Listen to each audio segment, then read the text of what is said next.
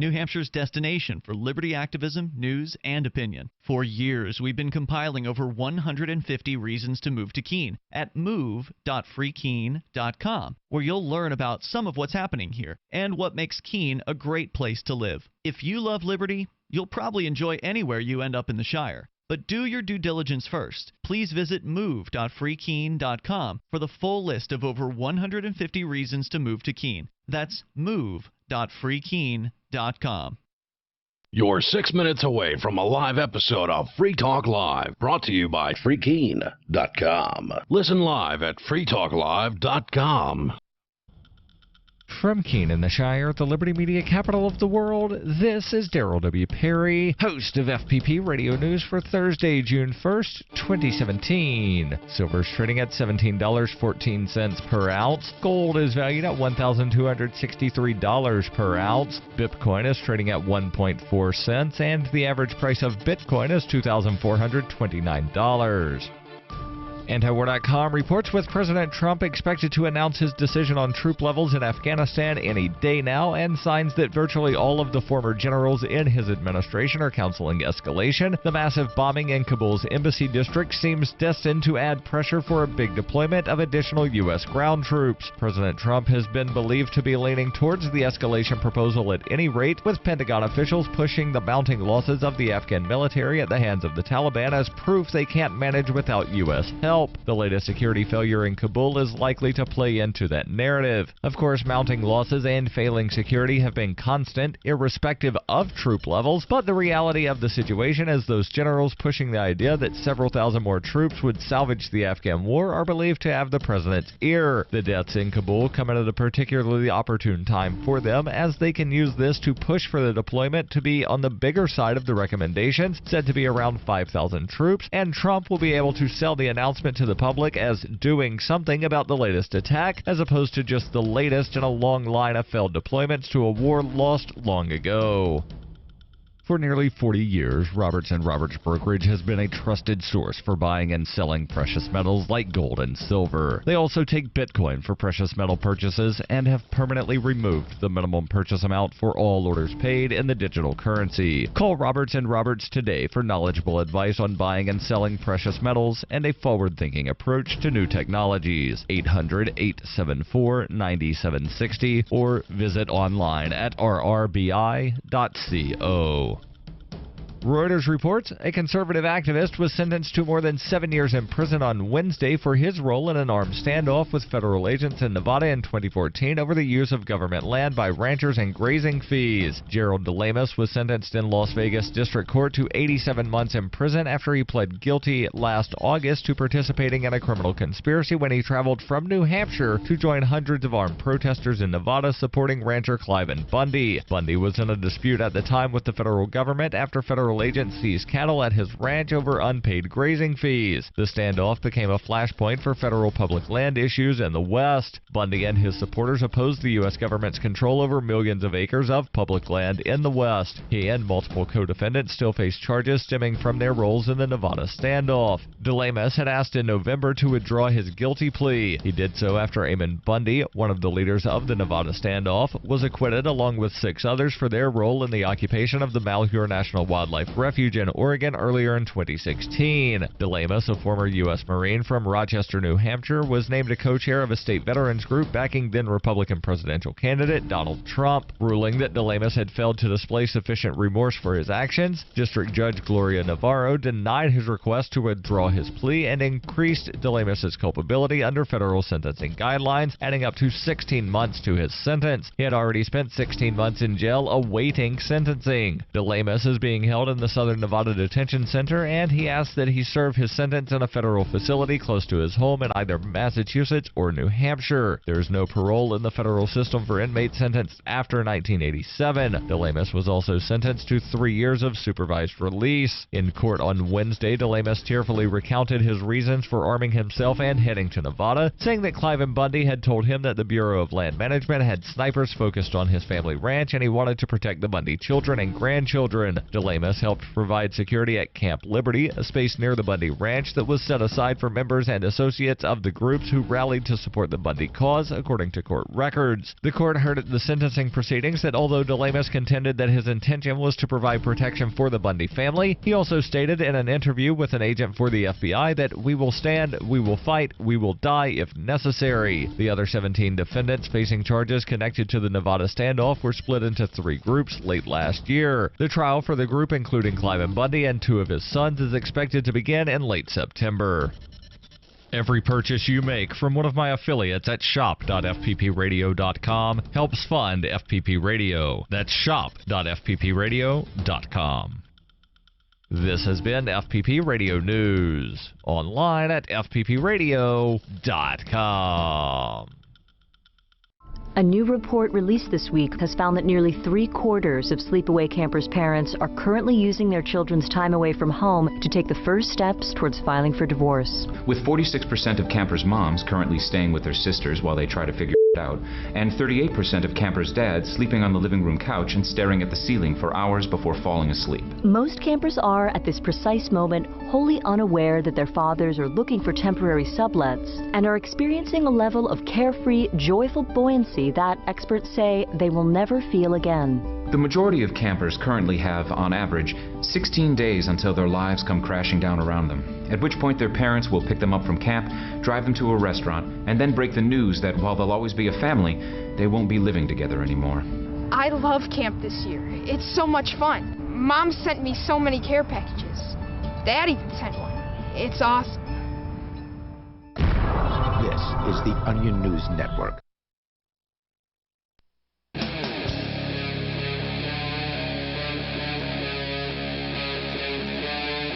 Free Talk Live. This is Free Talk Live. We'll give you the toll-free call-in lines here momentarily where you can join us and bring up whatever is on your mind. The us in studio tonight is Darryl. And Heather. And Chris. And we're going to actually start the show with a story that broke late last night. And we did not cover it last night because, well, we spent most of the show talking about Ross Ulbricht and the fact that Ross wound up losing his appeal. I will be seeing Ross's mother in a couple of weeks at the Porcupine Freedom Festival, and hopefully I'll have a chance to speak with her, find out what the plans are from here. And, you know, I as I said last night, I have a tiny, tiny, tiny amount of hope that at some point in the next decade, Ross will wind up having his sentence commuted. And again, when I say a tiny amount of hope, I'm talking about like 1 grain of sand compared to the vastness of the entirety of the universe amount of hope. That's how small it is, but there is a little piece nonetheless. But let's move on to, again, the story that broke late last night, and it's someone that will wind up seeing the outside of a prison in a few years. We know this because, well, he was sentenced to 87 months in prison. That would be someone from New Hampshire. And, Chris, I know you're a lot more familiar with this case than I am, that being the Bundy Ranch situation, specifically Jerry DeLemus, again, from New Hampshire, the state where this show originates. Did you know him? Jerry and I had corresponded on Facebook and in emails. He and I were both running for sheriffs in our respective counties at the same time. Oh, really? And we were both running as constitutional sheriffs. That was sort of the byline that we both used, and that was sort of our goal, to re-empower the role of the sheriff in your local area. So had some conversations with him many times. I am friends with folks that were on the ground at the Bundy Ranch that knew him from out there, and I do know Sue, his wife, who's also a New Hampshire state representative. Yep, one of 400 state reps currently here in New Hampshire. Yes. Story from Reuters. Conservative activist Jerry DeLemus was sentenced to more than 7 years in prison on Wednesday for his role in the armed standoff with federal agents in Nevada in 2014 over the use of government land by ranchers and also grazing fees. DeLemus was sentenced in Las Vegas District Court to 87 months in prison after he pled guilty last August to participating in a criminal conspiracy when he traveled from New Hampshire to join hundreds of armed protesters in Nevada supporting rancher Cliven Bundy. Bundy was in a dispute at the time with the federal government after federal agents seized cattle at his ranch over unpaid grazing fees. The standoff became a flashpoint for federal public land issues in the West. Bundy and his supporters opposed the U.S. government, and it's not just Bundy and his supporters. There are a lot of people that oppose the U.S. government controlling millions of acres of land, not just in the West, but specifically in the West, where it winds up being, Huge in a lot of percentages cases, a supermajority of the land in states. Nevada is 80-some%. Somewhere like that. I know the state of Oregon, where I'm from, is 53%. Even is in federally California. Controlled. Oh, yeah. There's somewhere, I believe it's at or near or over 50%. There's an island in between San Francisco and Oakland that is, like, the entire island is federal property. Oh, yeah. Yeah. This is not unusual, folks. This happens across the country because your federal government feels that they can be better stewards of the land than you can be, or there's some sweet deal that could be made out of all this. And there's been a lot of allegations about the land in Nevada, real estate deals involving Harry Reid, the former Senate president, not Senate president, but Senate Majority Leader. And foreign countries, and there's been allegations in Oregon where the Malheur refuge was taken over by some of the same folks for a period of time, and proposed sales by people in our government, including Hillary Clinton, to unload vast amounts of uranium to foreign investors, namely the Russians. So,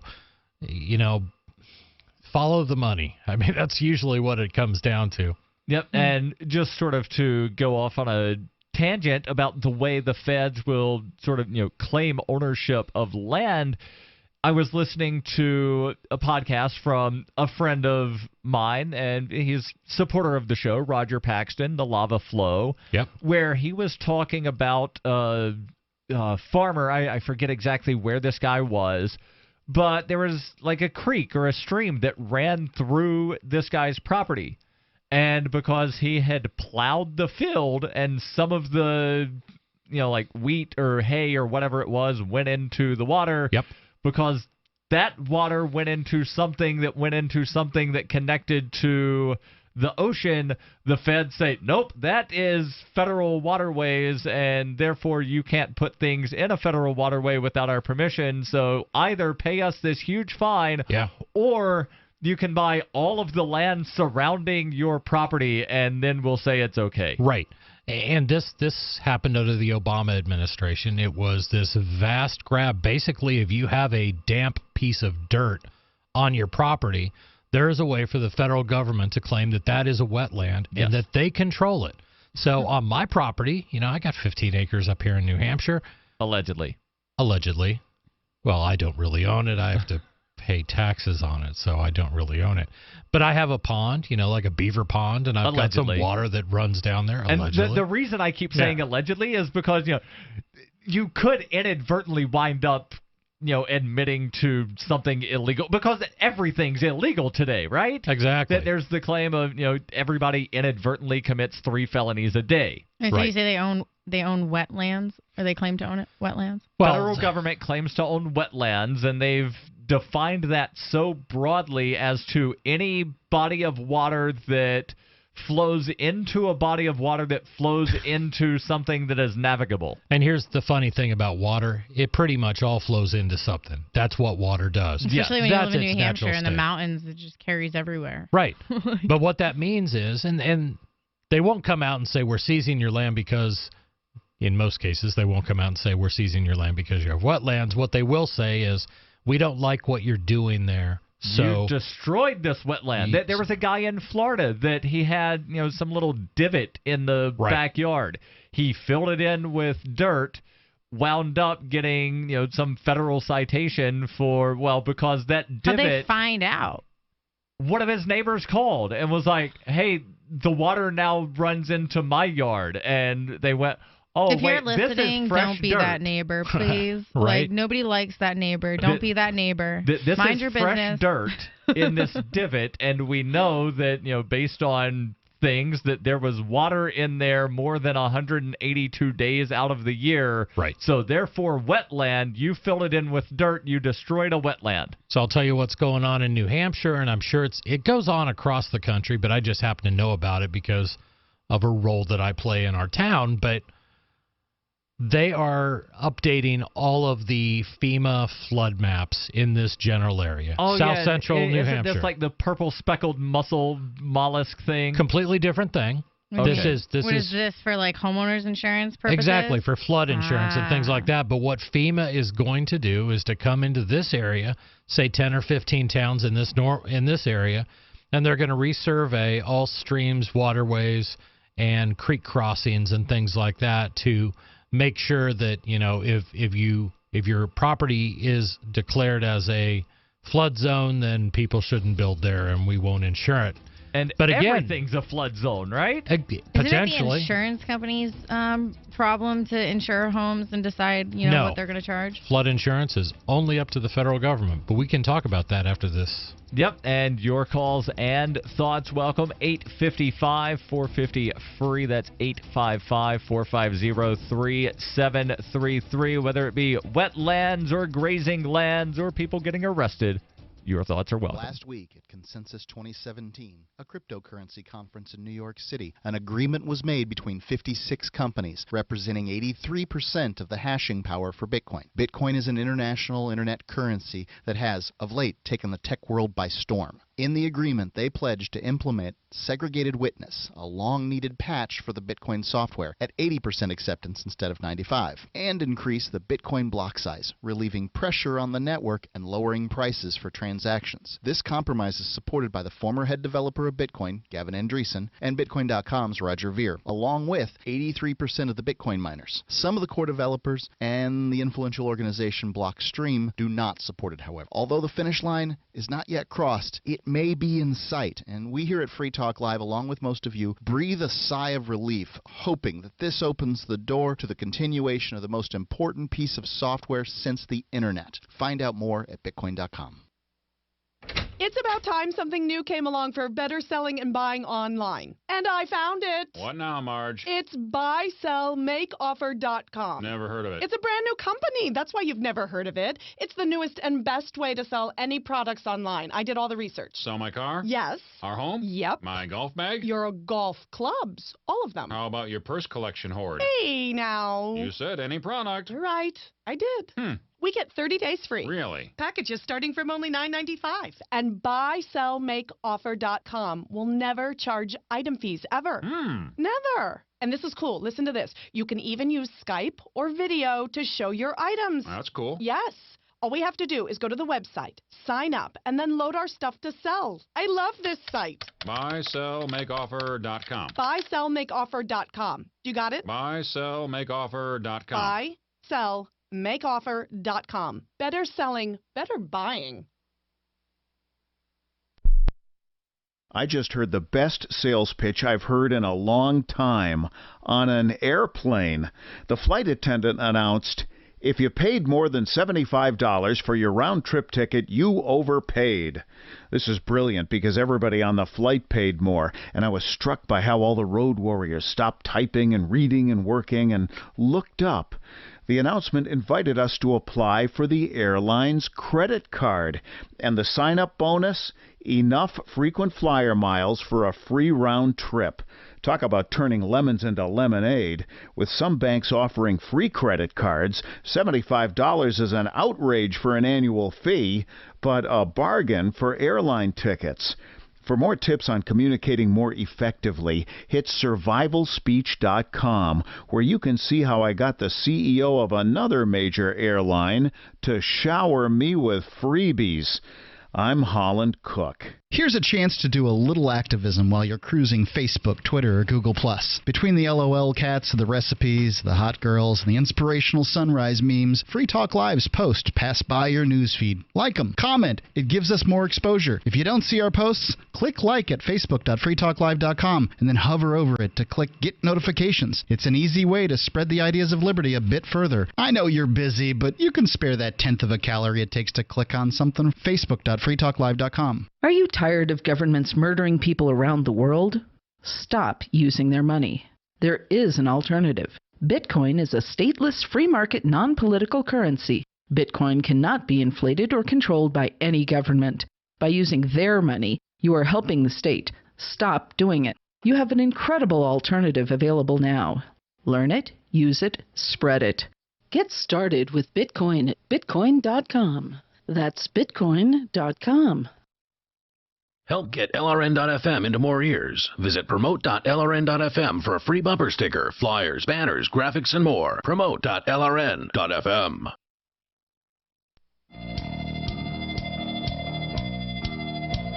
This is Free Talk Live, 855-450-FREE. That's 855-450-3733. We're talking about how messed up the federal government is and how they claim ownership over a large amount of land, and sometimes for very strange reasons, such as, there was water there, and you put dirt so that water wouldn't be there, so therefore it's our land now. Or in the case of Cliven Bundy, we own this land and we don't like you having your cows graze on this land, so therefore give us your cows. And the feds have also messed up health care, and, well, all of these things have a common denominator, and that is federal government involvement for many, many years. I think what we were talking about, though, was that flood, the FEMA coming in. And that kind of reminds me, because back on the Cape where I used to live, we're surrounded by ocean. So pretty much the entire Cape is a flood zone. Right. So everybody there has to buy, like, super expensive flood insurance. Federal flood insurance, Mm-hmm. because nobody else is allowed to sell flood insurance except for the federal government. We'll get into that, and that's something else that the feds have totally screwed up. But we need a healthcare system that focuses on health, not sickness. Sure, health insurance pays for treating sickness, but it gives you nothing for actually being healthy. Doesn't that actually incentivize illness instead of incentivizing being healthy? Well, there is a free market healthcare company that can give you freedom from health insurance. HealthExcellenceSelect.com. They give you a proactive health assessment daily and no charge 24-hour access to doctors. HIPAA has messed up medical records so much that one doctor doesn't know what the other doctors are doing. Wouldn't it be great if you had a medical information card that you could give to EMS, first responders, your primary care physician, an emergency room doctor, or any other medical professional that you go to? Check out Health Excellence Select at healthexcellenceselect.com. Any kind of doctor, traditional, integrative, chiropractic, acupuncture, and massage. You'll love the service and the price. healthexcellenceselect.com. So, Chris, you were talking about this floodplain sort of thing and the flood insurance, and I'm glad you did mention that, this is largely a federally subsidized thing, and what happens when something is subsidized? Yeah, then they're going to control it, and they're going to control the price. They're going to set the prices and everything else that comes with central planning.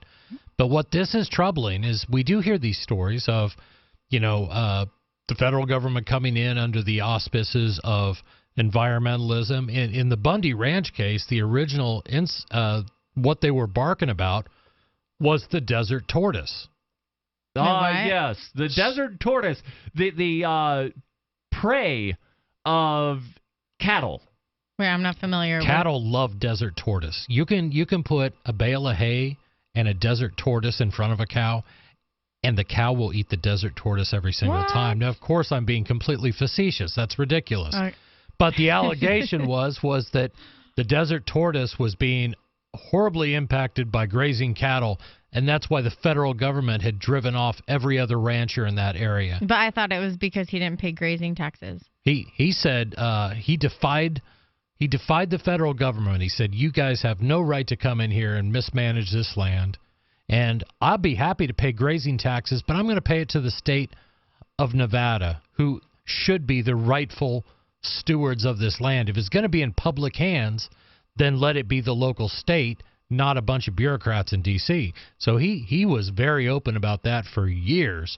I'll pay it right now. I'll pay your grazing fees. But so where did the tortoise thing come in then? If it was about taxes? That was an excuse. That was an excuse, and that's what the federal government does. The term is ex post facto. Right. So did the tortoise thing come out after the incident? No, they like there was used no that. original citation that he got saying, "Hey, your cows are hurting these." No, tortoises. they just come out and say, we feel that this land is being unfairly impacted. The desert tortoise is being impacted by the grazing of cattle. Therefore, we are going to disallow the grazing of cattle, or we're going to increase your fees. 30 years after he stopped paying these grazing fees? I don't know what the exact time was, but they used that as an excuse. He stopped paying these fees back in the early 1980s. Was it that long ago? I thought it was like 10 or 20. You may be right, Darryl. I thought it was the 80s. You got a pretty good memory when it comes to this stuff. Yeah. But, in either case, it's been so it wasn't like, 2 years ago, he said, yeah, I'm just not paying you anymore. And they're like, well, we take your cows now. Yeah, and he repeatedly went to court. This wasn't that he was just, fine, I'm just not paying. He responded to everything they sent him. He went to court and tried to, share his side of things, which I believe is the rightful side for a couple different reasons. Number one, land property is better held in private hands than government hands. Yes. Or at least that's like just a fact. local government, Right. Second, yes. Where there's more accountability. Exactly. In theory. If you wanted to make a compromise, I would agree with you, Heather. That would be it. Oh, yeah. But that was the first thing. So it's a question of stewardship. And secondly, it's just a question of property rights. Right.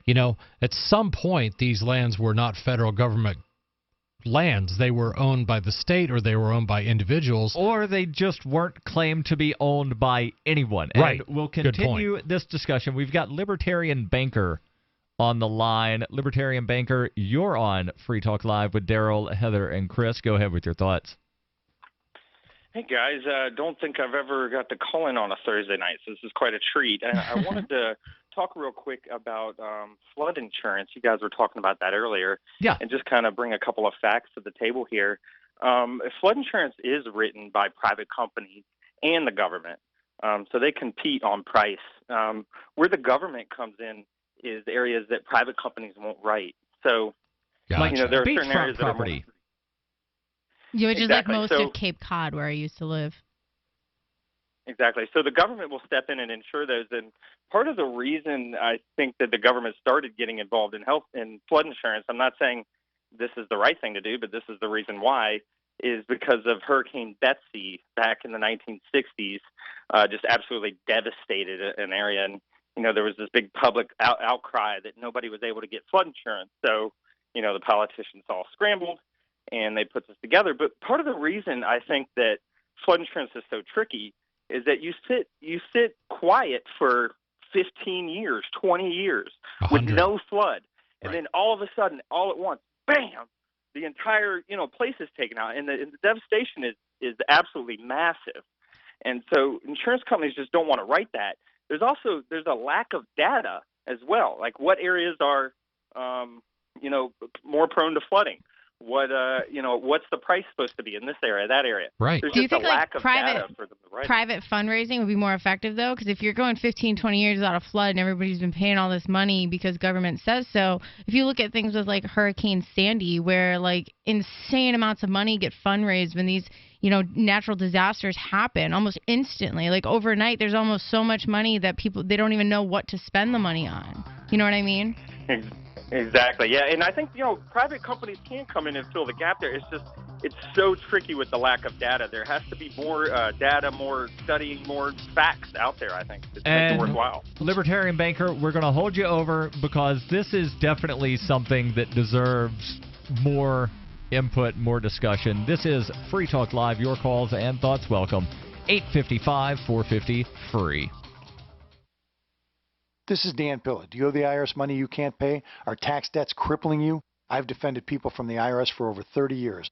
I've helped thousands, and I can help you too.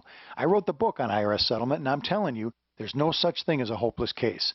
Call 800-34-NO-TAX to finally get free of IRS debt. With the IRS's new programs, there's never been a better time to solve your problem. Call 800-34-NO-TAX. That's 800-34-NO-TAX, or my website, danpilla.com. Has your body ever gone low blood sugar, feeling weak, shaky, knowing you better eat something fast? We all know high blood sugar can lead to many metabolic problems. At GCNteam.com, we have a healthy blood sugar pack, focusing on the structure and function of stable blood sugar. Find us at GCNteam.com or call 877-878-4203. Nothing feels worse than unstable blood sugar. Call 877-878-4203. That's 877-878-4203. Free Talk Live. Most people think you have to seek out a God for finding meaning in life, but really meaning comes from your awareness that your next move will have a consequence to you, whether good or bad. The meaning is created by the person having the experience. It's inside you. Your awareness that your next move will have a consequence for your positive or negative view of the world.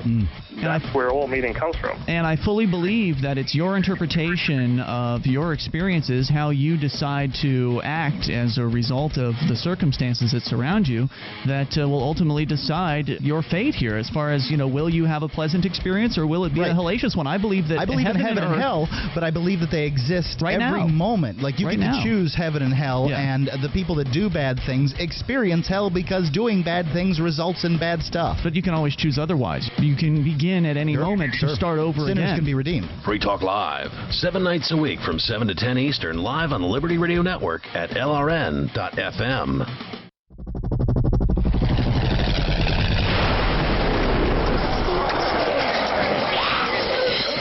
In Survivor Max 2, School Bites, Max must scavenge through a wasteland swarming with the undead. Desperate to find the medicine he needs, he discovers a community of survivors at his former school. Has he finally found the safe haven he's been looking for, or will he discover that school bites? Look for Survivor Max on Facebook, read reviews on Amazon, and read Chapter 1 at survivormax.com. So you've heard all 3 hours of the latest episode of Free Talk Live, and you're still hungry for liberty-oriented audio content? Did you know that we have another 24/7 audio stream at LRN.FM? The Liberty Radio Network airs the latest episodes of some of the best liberty-oriented podcasts on the internet around the clock. In addition to recorded content, you'll also hear live shows like Free Talk Live, originating from our Keene, New Hampshire studio. So listen anytime at LRN.FM. That's LRN.FM. Hi, I'm Derek J. To me, an activist's calling is to actively work to advance a cause. The cause for which I work is personal freedom. I believe my life is best when I engage in voluntary interactions and self-government. I reject the idea that anyone else has a higher claim to my life or my body than I do.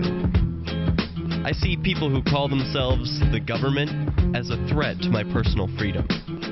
I realize you may feel differently, but my relationship with the people who call themselves the government is completely involuntary. If Starbucks used some of its money to drop bombs, I wouldn't shop there. So why would I support the American empire? The empire does not require my consent. Derek J's Victimless Crime Spree. Watch it for free and order the Director's Cut DVD at victimlesscrimespree.com. That's victimlesscrimespree.com. This is the Liberty Radio Network, broadcasting the latest liberty-oriented audio content 24 hours a day at LRN.FM.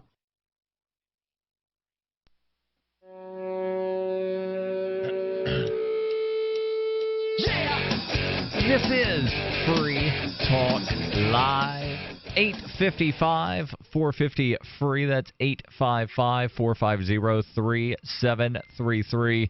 In studio, it's Darryl. And Heather. And Chris. And we're talking about flood insurance. Specifically, the federally subsidized flood insurance that has actually wound up doing the complete opposite of what they were hoping. It wound up basically encouraging people to build houses in areas that are, floods all the time. Like, I remember seeing a story, and we'll get back to Libertarian Banker here in just a second, remember seeing a story that Stossel did many years ago about this boondoggle of the federally subsidized flood insurance, to where there are places, some of the coast of Florida, that get hit regularly by hurricanes. Private insurance companies, they're not going to offer flood coverage for a place that regularly gets hit by a hurricane. In steps federal government and says, we will offer flood insurance for this area that regularly gets hit by hurricanes. Absolutely. And then we're going to take the money to pay off the claims out of everybody's pocket in the country. And so then people wound up, I can get really, really cheap flood insurance. I think I'm going to build in this area that regularly gets hit by hurricanes, because then I can just rebuild the house. Exactly. Basically for free, because FedGov's going to give me money. Outer Banks in North Carolina, I mean, the house is down there. Have you ever been down there? They still got to pay insane, money to the feds, though. Well, it's not that insane, because it's federally subsidized. Yeah. It's very, very Let's go back cheap. Let's go back to Libertarian Banker, who I think knows a little bit more than we do about the federal flood insurance program. Libertarian Banker, you're back on Free Talk Live. Continue with your thoughts. Yeah, Chris, you kind of read my mind there by mentioning the Outer Banks of North Carolina. I was going to kind of use that as an example. Well, please do. And Darryl, I've never heard that perspective that you were saying that John Stossel had taken on flood insurance. That's really interesting. I never thought about it that way, that it was really just encouraging people to build in those kind of areas. But in the Outer Banks, they actually build the houses on stilts. Some of them could be as high as 10, 15, 20 feet up in the air. Yep. Just because they get hit all the time. And the Outer Banks is actually just it's like a sand dune. So it's moving. It's constantly moving all the time. So people are always breaking down houses and building them back up. And then the flood insurance, Darryl, I know you're railing against it, but it's outrageously expensive in some of those areas. Well, and I don't think they lose as much money as you think they do. I honestly don't know the numbers on it, but I would imagine their premiums are probably covering a lot of the losses in some of those areas. But my recollection of the Stossel report that I saw, and again, it's been several years, so the rates could have gone up since he did that report, but he was saying that it was relatively inexpensive. I don't know. And that might be so compared to what the private market would offer. That's I know. for certain. I know a client of mine that had a home on the Cape, or it was just over the bridge off the Cape, and I guess they had redid the flood zones, and they became in a more of a danger zone. And so this is a property that they'd lived in for 20 years, and then all of a sudden now they were expected to pay thousands more every year for this insurance that they didn't know if they were going to be able to afford, which was going to put them at risk of having to move out of their home. So I got to throw some numbers out here since we're all shooting in the dark. But this is from a Kiplinger article on title is How Much Does Flood Insurance Cost? The average annual payment for federal flood insurance, average, $700. $700, and it's going to seems outrageously low. It does. Yeah. It does. I can't get car insurance for $700 a year. Right, but it's going to vary, and the article talks about how it's going to vary. If anybody wants to, maybe you want to see what the federal flood insurance costs will be for your home, you can go to floodsmart.gov. And I'm guessing here that these numbers, like any set of numbers, we're talking about an average here. Absolutely. So it's largely going to depend on property value. Property values in New England tend to be higher than property values in the Alabama. Panhandle of Florida. Right.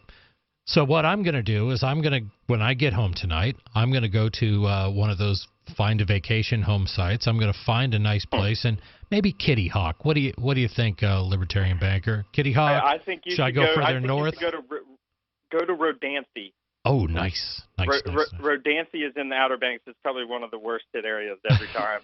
But so we'll do that. Anyway, I'm going to get an address for one of these. I'm going to pull it up, and I'm going to see how much. Find something in Myrtle Beach as well.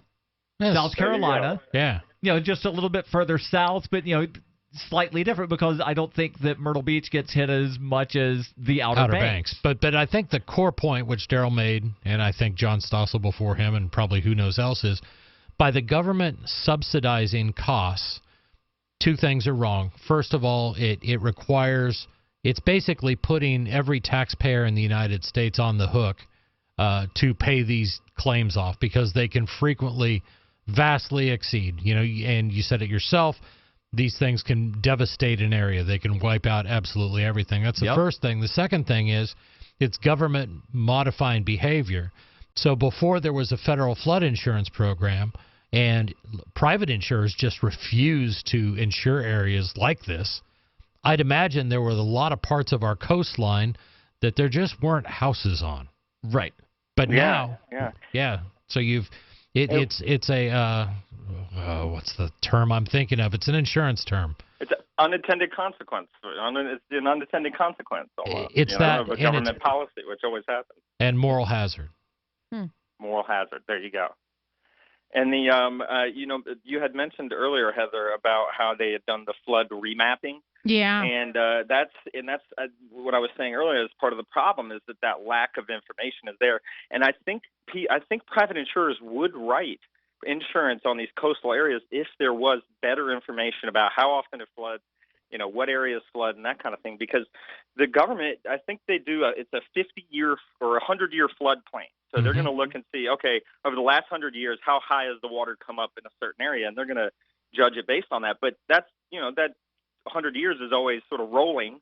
So you got to go back out every so often, sort of check those areas again, look at the data and that kind of thing. So it's just really hard, I think, to get the data on that stuff, and that's part of the problem. And my question is the federal government the one who should be out there gathering the data? Because oh God, no. Right, exactly. So you probably, if there's actuarian. Right, you could have private insurance companies who would be happy to probably pitch in or work together to identify risk in a particular area, or you can have, at least more local governments take on those sort of things. I can't tell you how many redundant programs are going on right now in the state of New Hampshire that deal with waterways, flooding, hazard mitigation. Well, we need to get the Department of Redundancy and Repetition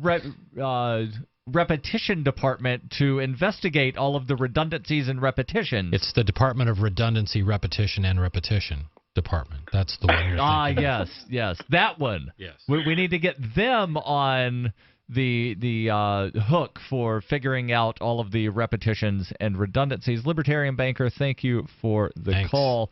Your calls and thoughts welcome, be it on flood insurance or, as we actually started the show on, talking about the Bundy Ranch situation, specifically because one of the guys from New Hampshire that went out to that standoff wound up being sentenced yesterday to 87 months in federal prison after he pled guilty last August to participating in, quote, a criminal conspiracy, end quote, when he traveled to join hundreds of other protesters in Nevada supporting Cliven Bundy. There's still more on that story. And, of course, your calls and thoughts. Welcome. 855-450-FREE. That's 855-450-3733. Or you could just bring up anything that's on your mind. This is Free Talk Live.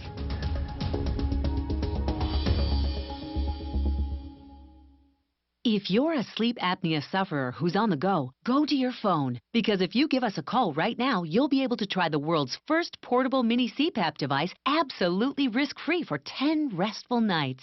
It's the Transcend Mini CPAP, an engineering marvel that's as small as a soda can and weighs less than a pound. Its unique design is so small and so light, you can fit it in your briefcase or purse to use anywhere you go. No more dragging around a big, bulky CPAP. Even better, now you can try Transcend absolutely risk-free for 10 restful nights by calling minicpap.com, 1-800-768-3138. Transcend is FAA compliant too, so you can even sleep comfortably while flying. You can also add a battery pack that's as tiny as a deck of cards. So now you can enjoy the freedom to sleep comfortably anywhere. But don't wait. To receive your 10-night in-home trial, call minicpap.com now. 1-800-768-3138. That's 1-800-768-3138. Have you racked up more than $10,000 in credit card debt? Are you barely getting by, making minimum payments? You should know the credit card companies are tricking you into thinking there's no way out. Credit card companies would rather you didn't know that there are ways you can become debt-free, and you don't have to pay the entire amount you owe. There are debt relief programs that help people like you escape overwhelming credit card debt. National Debt Relief has helped tens of thousands of people just like you reduce more than $500 million of debt. National Debt Relief has helped so many people they're A-plus rated by the Better Business Bureau. You don't have to declare bankruptcy or take out a consolidation loan. You have the right to settle your debt for a mere fraction of what you owe. Reduce a large portion of your debt now. Call National Debt Relief at 800-314-7417. 800-314-7417. That's 800-314-7417.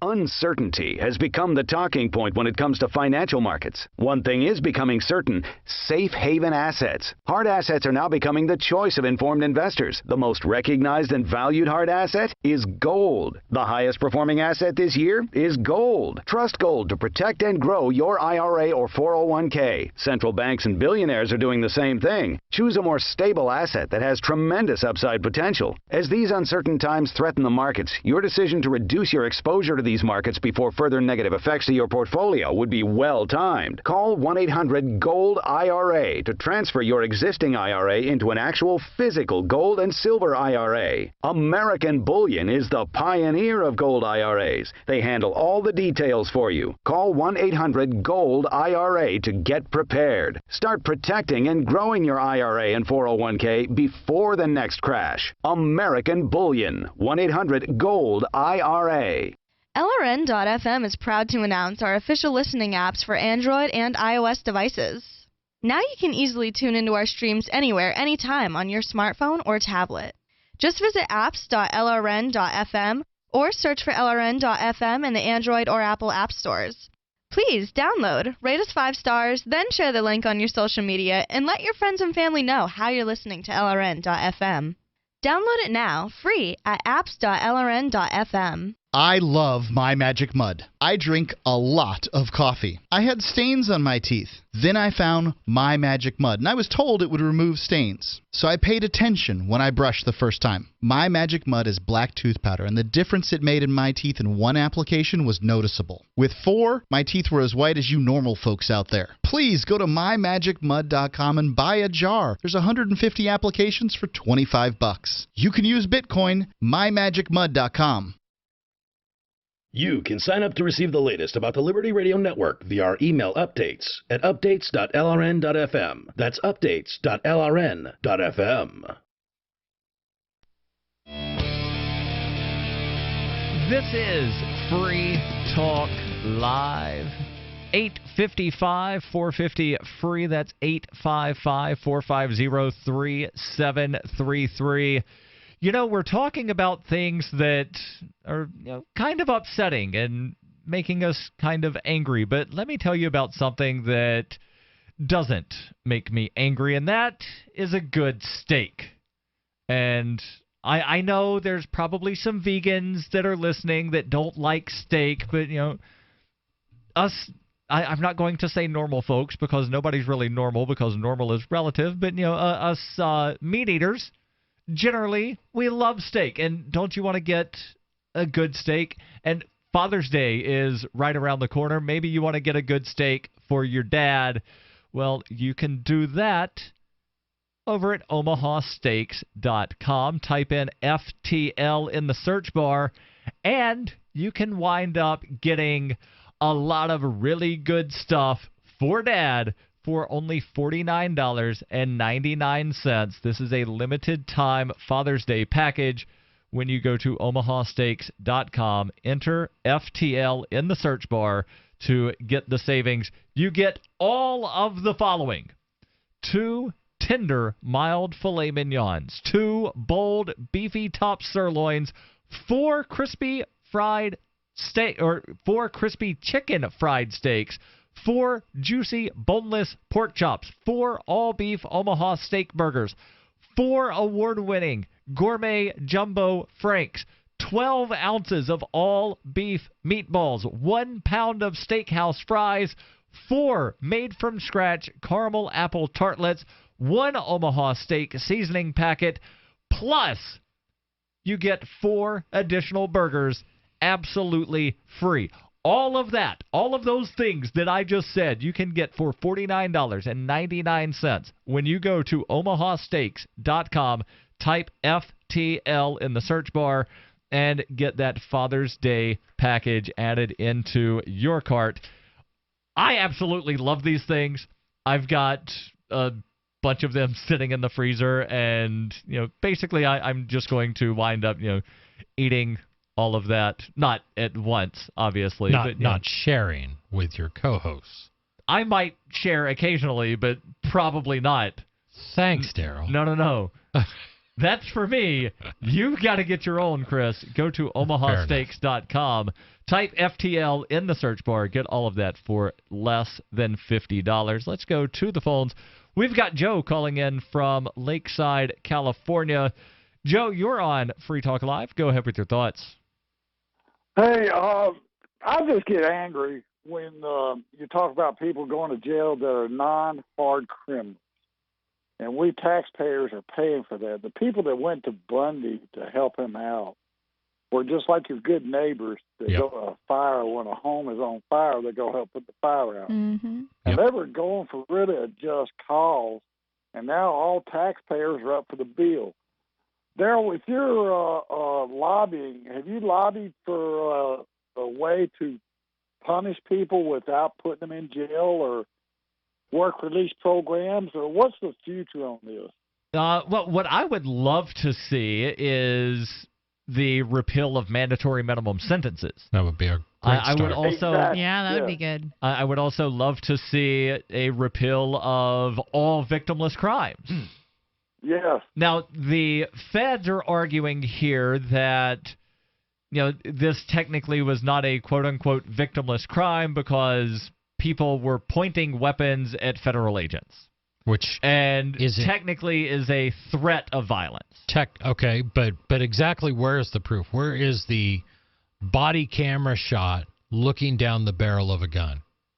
I don't you know. would think with all the people there that somebody would have been filming this. Right, and you have a lot of guys that came up and said, was my rifle pointed in their general direction? Yes. Were my crosshairs on that agent? No. And then you're like, well, then you don't do that. You don't put your crosshairs on anything you're not prepared to destroy. Rules of firearms is you don't point a gun at anything that you're not prepared to kill. You don't put your finger on the trigger unless you're prepared to pull the trigger. Right. Now, conversely, you had BLM snipers, which somebody should ask the question, why does BLM, Bureau of Land Management, have snipers? Exactly. That's a really good question. Would that automatically be guilty of the same crime that he was? Because they're looking through a scope at people. But they are looking through it at civilians. See, now that's allowed. The BLM was allowed to put the crosshairs on civilians. Right, just like in 1970 on the campus of Kent State, the National Guard was allowed to shoot civilians. Exactly. Yes, that's sad. That's been forgotten about, and that's sad. Yeah. Any more thoughts, Joe? That's the school shooting nobody wants to talk about. Right. That goes back to a couple weeks ago, just talking about mind control through the government. And a lot of that is where the government tries to, put it back to where they don't want to talk about it, like the Civil War. That was really over land rights and individual state rights. And yet the history books have rewritten it. So, we're in a time where they're trying to change our philosophy. Right, historical revisionism. Right, which is used by both sides. I prefer the revisionism that tries to get it right now. Right. Instead of them. But even that part of that began as propaganda. I mean, during the Civil War, that was the claim by the Union that this is all about slavery. And the South's going, if you actually read the quotes from Abraham Lincoln during the time, he said, if I could save the Sure. Union by freeing none of the slaves, I'll do that. If I could save the Union by freeing all of the slaves, I'll do that. If I could do it by freeing some but keeping others, I'll do that. Yes. So Lincoln just wanted to keep the Union whole because he needed, taxpayers, basically. Yeah, and he wanted he wanted a strong federal government. Right. That was where he was at. Follow the money.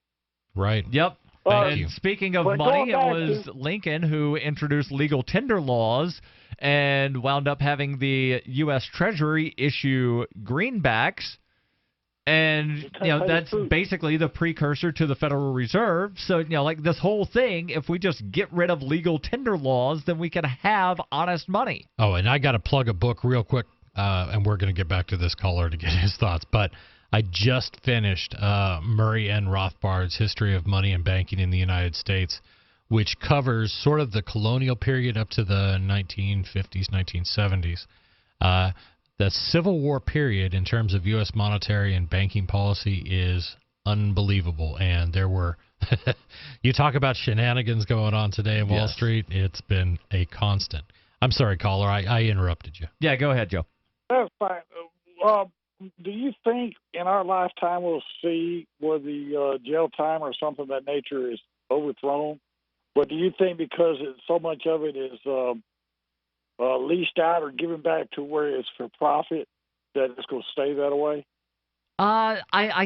From what I'm seeing, there's a lot of pushback against mandatory minimums. You have former judges that have, they're former judges because they quit because they got sick and tired of imposing these mandatory minimum sentences that are speaking out in support of getting rid of mandatory minimums. You have organizations like the ACLU in support of getting rid of mandatory minimums. So there's a lot of support for it. It's not going to be something that happens next month, but I definitely think it's something that will happen in the next decade or two. I have a question.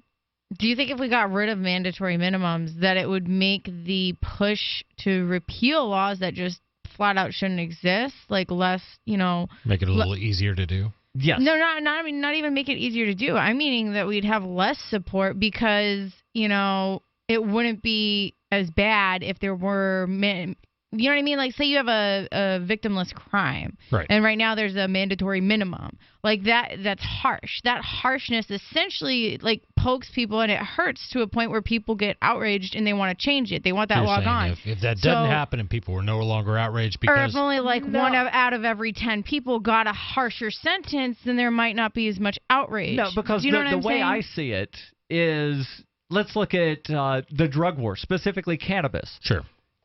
People start with, let's decriminalize, and then, let's just remove the civil penalties as well. So I think if you do get rid of the mandatory minimums, that's going to be the first step towards just removing the penalty altogether and removing the thing that makes it a crime. Yep. Because then I just see judges handing down, linear sentences to, people that, toss them some money under the table or, you know what I mean? Something like that. I just feel like it's always going to go. Bribery of a judge, which has nothing to do with whether a mandatory minimum exists or not. Joe, thank you for the call. Your calls and thoughts welcome, whether it be on mandatory minimum sentences, flood insurance, federal overreach, or what we began the show talking about, the Bundy Ranch situation, specifically because of Jerry DeLemus' 87-month prison sentence. All of that and your calls and thoughts, 855-450-FREE. Do you need a website for your blog or new business? It can be pretty intimidating on your own, and that's why Free Talk Live has partnered with HostGator, one of the top hosting companies. HostGator offers a simple, one-click, easy installation for WordPress, 24/7 over-the-phone or live chat tech support, and a very intuitive, user-friendly control panel that puts the power of creation back into your hands. Go to HostGator.com/FTL, and you'll get 50% off of their regular hosting prices. 50% off. HostGator.com/FTL. You've said it yourself. We need a healthcare system that focuses on health, not sickness. Health insurance pays for treating sickness but gives you nothing for being healthy. There's a free market healthcare company that gives you freedom from health insurance. They give you a proactive health assessment daily, no charge 24-hour access to doctors. Check them out right now at healthexcellenceselect.com. Any kind of doctor, traditional, integrative, chiropractic, acupuncture, and massage. You'll love the service and price. HealthExcellenceSelect.com. HealthExcellenceSelect.com. Ross Ulbricht was convicted in early 2015 of running the infamous Silk Road Underground Market. The Silk Road was a gift to humanity and helped reduce the harms brought on by drug prohibition. For this good deed, Ross has been sentenced to life in prison with no possibility of parole. Now, an appeal is Ross's only chance, and he needs your support. Please visit freeross.org, where you can contribute via various methods, including Bitcoin. Visit freeross.org. That's freeross.org. You may already know about the Free Talk Live audio-on-demand phone line at 641-793-9660. Did you know that not only can you listen to Free Talk Live via your phone, you can also leave a message and have it delivered to Free Talk Live's hosts? To leave us your thoughts, just dial 641-793-9660. That's 641-793-9660. Press 2 for Free Talk Live, and then hit 0 to leave your message. You're listening to the live edition of Free Talk Live. Hour number 2 is next, after the news, here on the Liberty Radio Network at LRN.FM. From Keene in the Shire, the Liberty Media capital of the world, this is Darryl W. Perry, host of FPP Radio News for Thursday, June 1st, 2017. Silver's trading at $17.14 per ounce. Gold is valued at $1,263 per ounce. Bitcoin is trading at 1.4 cents, and the average price of Bitcoin is $2,429. Antiwar.com reports with President Trump expected to announce his decision on troop levels in Afghanistan any day now, and signs that virtually all of the former generals in his administration are counseling escalation. The massive bombing in Kabul's embassy district seems destined to add pressure for a big deployment of additional U.S. ground troops. President Trump has been believed to be leaning towards the escalation proposal at any rate, with Pentagon officials pushing the mounting losses of the Afghan military at the hands of the Taliban as proof they can't manage without U.S. help. The latest security failure in Kabul is likely to play into that narrative. Of course, mounting losses and failing security have been constant, irrespective of troop levels, but the reality of the situation is those generals pushing the idea that several thousand more troops would salvage the Afghan war are believed to have the president's ear. The deaths in Kabul come at a particularly opportune time for them, as they can use this to push for the deployment to be on the bigger side of the recommendations, said to be around 5,000 troops, and Trump will be able to sell the announcement to the public as doing something about the latest attack, as opposed to just the latest in a long line of failed deployments to a war lost long ago. For nearly 40 years, Roberts & Roberts Brokerage has been a trusted source for buying and selling precious metals like gold and silver. They also take Bitcoin for precious metal purchases and have permanently removed the minimum purchase amount for all orders paid in the digital currency. Call Roberts & Roberts today for knowledgeable advice on buying and selling precious metals and a forward-thinking approach to new technologies. 800-874-9760 or visit online at rrbi.co.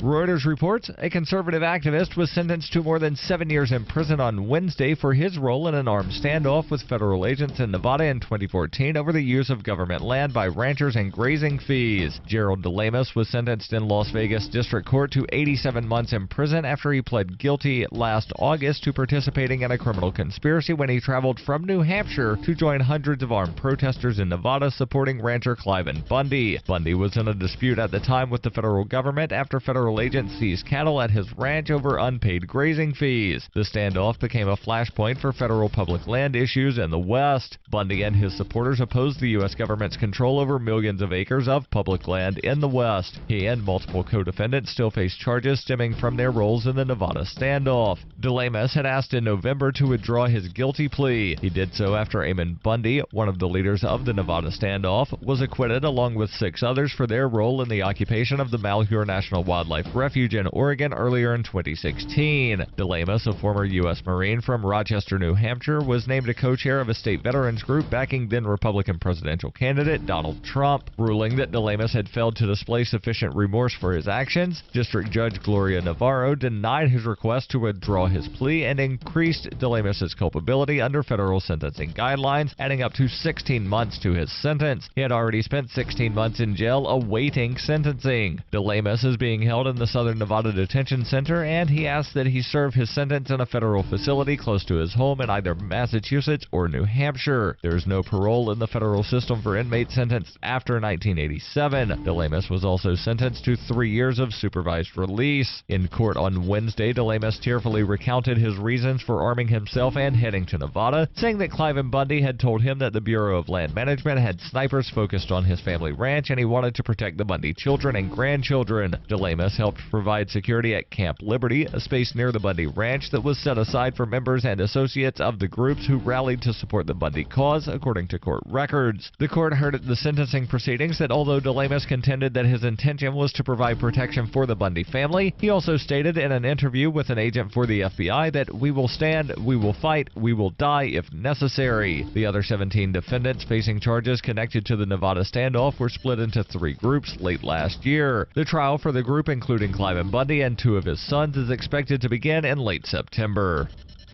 Every purchase you make from one of my affiliates at shop.fppradio.com helps fund FPP Radio. That's shop.fppradio.com. This has been FPP Radio News, online at fppradio.com. Everyone needs to get a justice shed.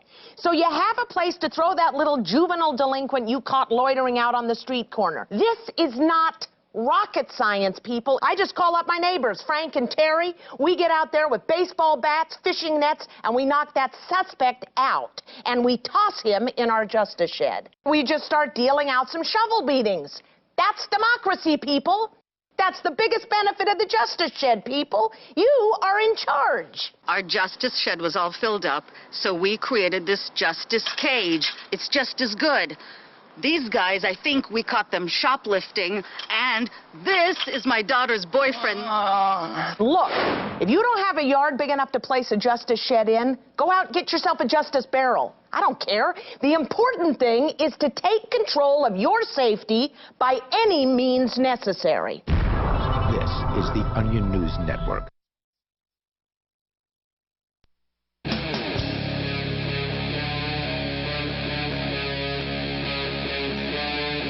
Free Talk Live. This is Free Talk Live, 855-450-FREE. That's 855-450-3733. Kicking off hour number 2. In studio, it's Darryl. And Heather. And Chris. And I promise at some point we will get back into this story about Jerry DeLemus, the activist from New Hampshire that traveled out to Nevada to take part in the Bundy Ranch protest. He was recently sentenced again to 87 months in prison. And that's just sort of the surface of the story. There's a lot more about a plea deal. He tried to rescind the plea deal. The judge would not let him rescind the plea deal. And Chris, you actually have a little bit of in-depth knowledge that the article from Reuters does not get into. And again, we will get back into this story. But first, your calls and thoughts. We've got Stefan calling in from Ohio. Stefan, you're on Free Talk Live. Go ahead with your thoughts. I got to say, when you were talking about steak back there, my mouth was watering. But, yours too? Right. And again, those steaks from omahasteaks.com, code FTL. All right, what I was going to talk about today was I was speaking to my dad, of all people, earlier, and talking about how I don't think it's right that you should have to have car insurance. And I wanted to know your thoughts on his argument. His argument was, well, what happens if 2 people get in an accident and somebody can't afford to pay for the other person's car? What do you do then? Luckily, we happen to have a little bit of, special knowledge, if you will, because we live in, I believe, the only state in the country that does not require automobile insurance. I'm not going to lie, I don't have it. And that would be New Hampshire. Yeah, me either.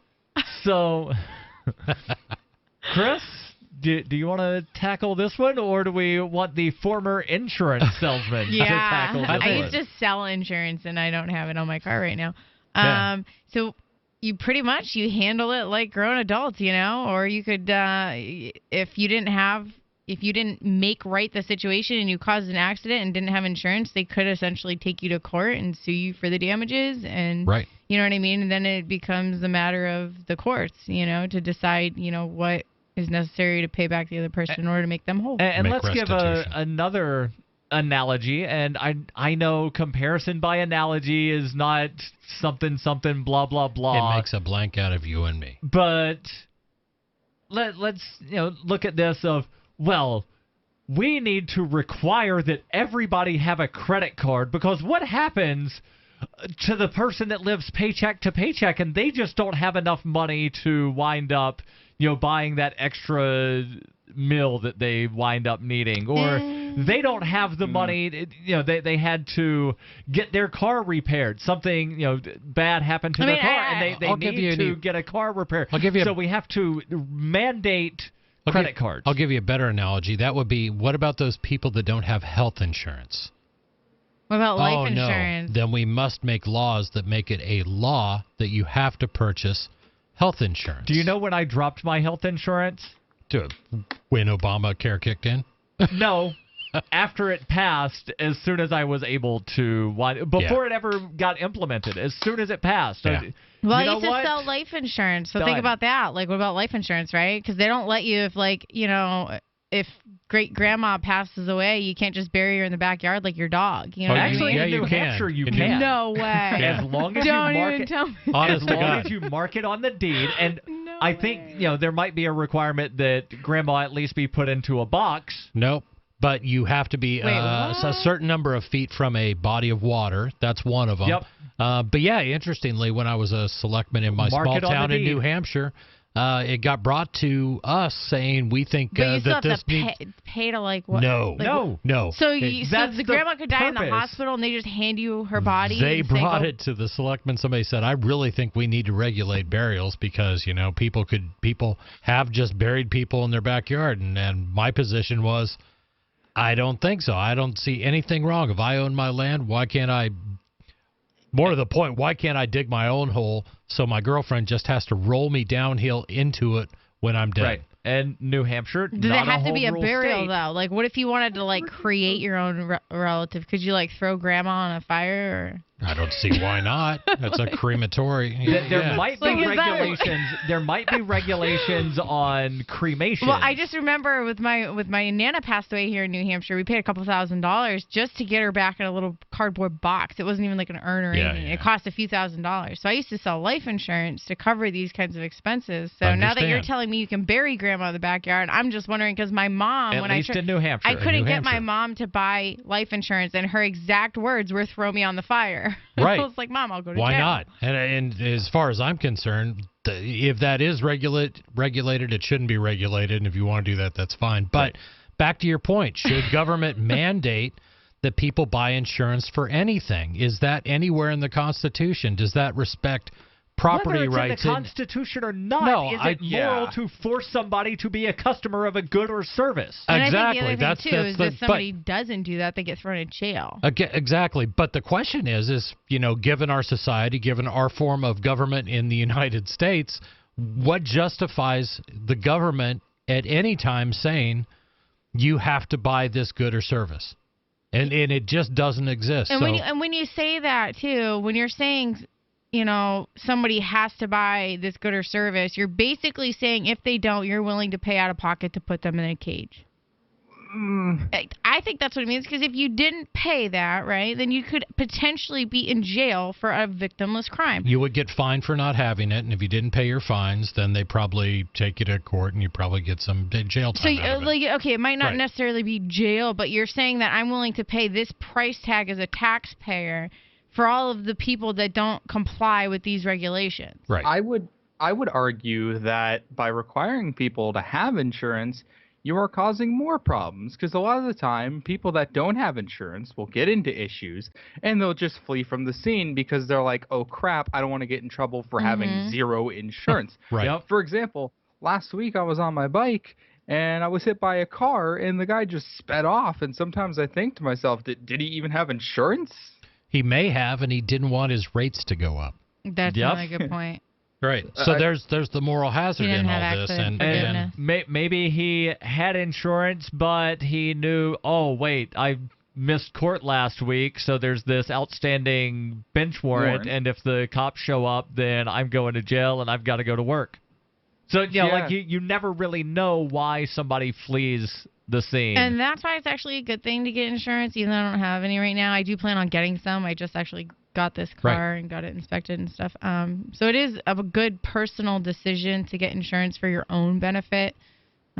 Just in the event that somebody like that does hit you and not have it, and it's you planning ahead of time and being the smarter of the two. But the point being, that should be your choice, Heather. Yes, it should be my choice. Yes, right. Go ahead. I gotta say, New Hampshire sounds like quite the state. You don't have to have car insurance, a seatbelt. You can just put grandma in a box. But you're not allowed to talk while you drive. No, you can talk.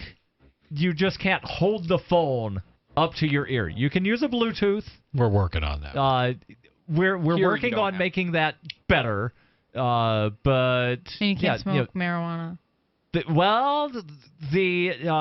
decrim wound up getting passed by the Senate a couple of weeks ago. The House concurred on that amendment, which means that it will soon go to the governor, who has said he will sign it. And the amendment just dropped it like a quarter of an ounce, right? It went from 1 ounce to 3/4 of an ounce. That's 3/4 of an ounce, and there's still a civil penalty because that extra quarter makes all the difference. It's that'll protect not the perfect. children.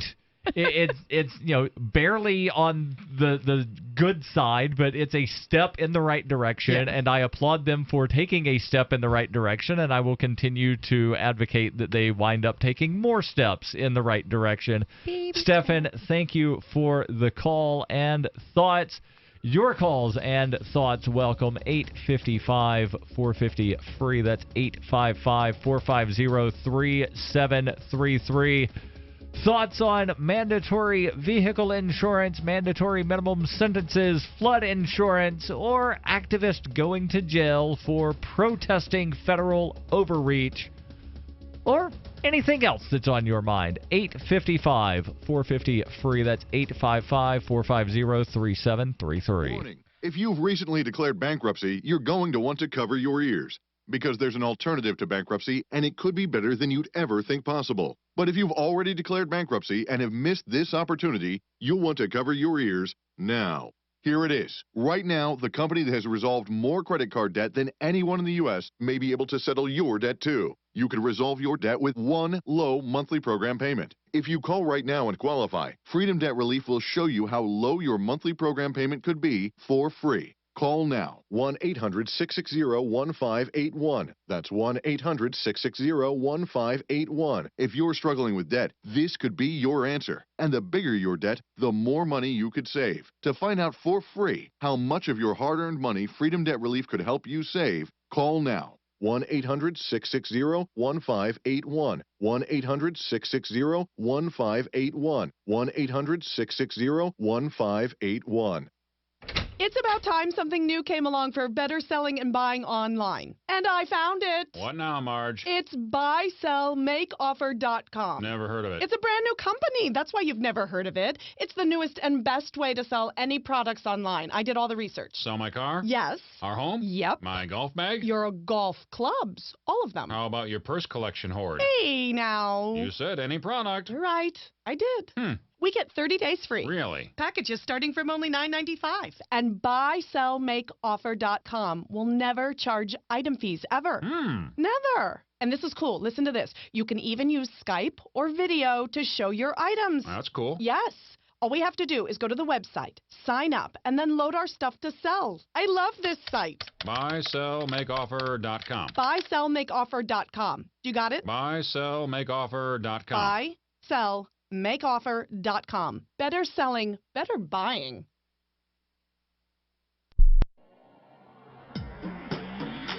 Free Press Publications is an independent, alternative media and publishing company founded in June 2009 with the mission of ensuring a free press for the freedom movement and is committed to spreading the message of peace, freedom, love, and liberty. FPP also gives new authors an avenue for publishing freedom-oriented material. FPP brings you daily news and commentary on the website, fpp.cc, as well as a daily 5-minute newscast, FPP Radio News, and weekly news, views, and commentary in the FPP Freedom Minute and Peace, Love, Liberty Radio at fppradio.com, and the monthly newspaper, FPP News, at news.fpp.cc. Find FPP online at fpp.cc. That's fpp.cc, as in Creative Commons. There are lots of ways to listen to Free Talk Live. Our podcast has been around since podcasts began, and now the FTL feed is loaded with content besides our full show archives. Did you know that we make it easy for you to customize your podcast subscriptions? We have different feeds, one that includes only our full shows, one with just the Daily Digest, and one with just the Edgington Post. You decide what you listen to. It's quick and easy to customize your feeds at feeds.freetalklive.com. That's feeds.freetalklive.com. So you've signed the Shire Society Declaration and are planning your move to New Hampshire to be around more liberty-oriented people. Next, sign up for the Shire Society Forum at forum.shiresociety.com. There are a bunch of people there who are already in the Shire, and they want to meet you. If you're already in the Shire physically, you should also come by the forums. Remember, not everyone uses Facebook. New people are signing up for the Shire Society Forum every month, so drop in and say hello at forum.shiresociety.com.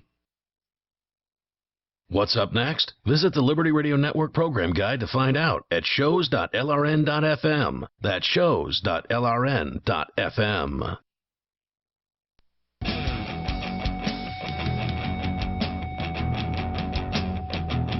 This is Free Talk Live, 855 450 free. That's 855 450 3733. Your calls and thoughts, welcome. We started off the show, and hopefully we'll be able to get back into the story. Started off talking about Jerry DeLemus, an activist from the seacoast of New Hampshire who went out to Nevada to take part in the Bundy Ranch protest against the Bureau of Land Management.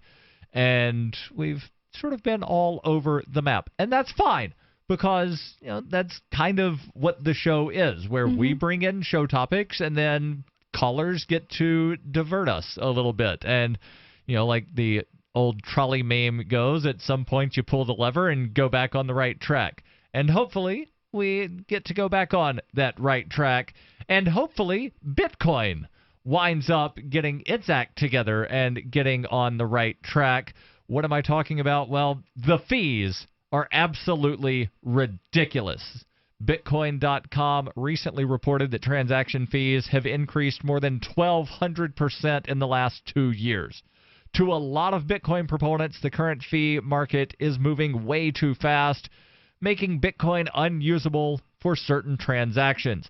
I actually bought lunch earlier today using Bitcoin. $7 lunch, I paid almost $2 to send. Crazy, that. Isn't it? It's absolutely crazy. And I would not do this if I, were not sort of a, fanatic about Bitcoin. And an activist. It's all right. And, at some point I'm going to stop paying for my lunch with Bitcoin because I don't want to pay these huge fees. So hopefully they wind up getting this solved. There was that Consensus 2017 conference a couple of weeks ago where there was some kind of agreement, and hopefully that agreement winds up being implemented soon, and that should alleviate some of these large fees. And because the fees are large, and we know that there are some wallets that have less money in them than what the fee is, that means that those wallets are basically unusable. You can learn more about this at news.bitcoin.com. And, well, we did have someone on the line who just dropped off, which means we can go back to that story about Jerry DeLemus, again, sentenced in Las Vegas federal court to 87 months in prison after he pled guilty last August to participating in a, quote, criminal conspiracy. Cliven Bundy, who was the rancher in question, is still yet to wind up going to trial.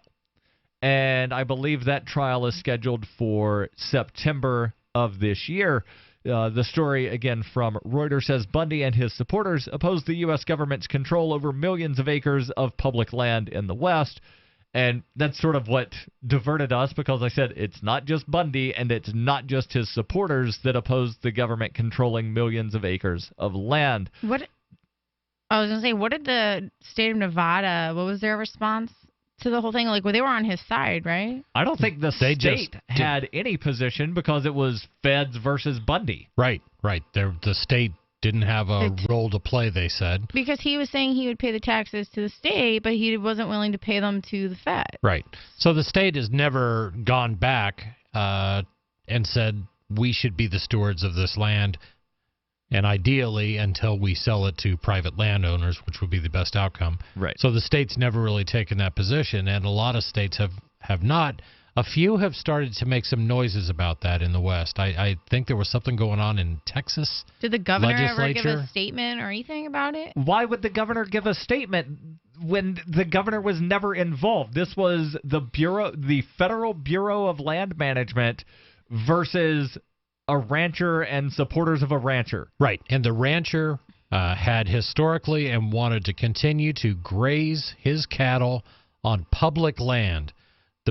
My definition, at least, of public land is land that sounds like it's kind of owned by everybody, right? That's the claim. That's the claim, but no, even if you are a landowner, which one could argue Cliven Bundy is, because he's paid taxes, federal taxes, and he's never not paid his federal taxes. That's another part.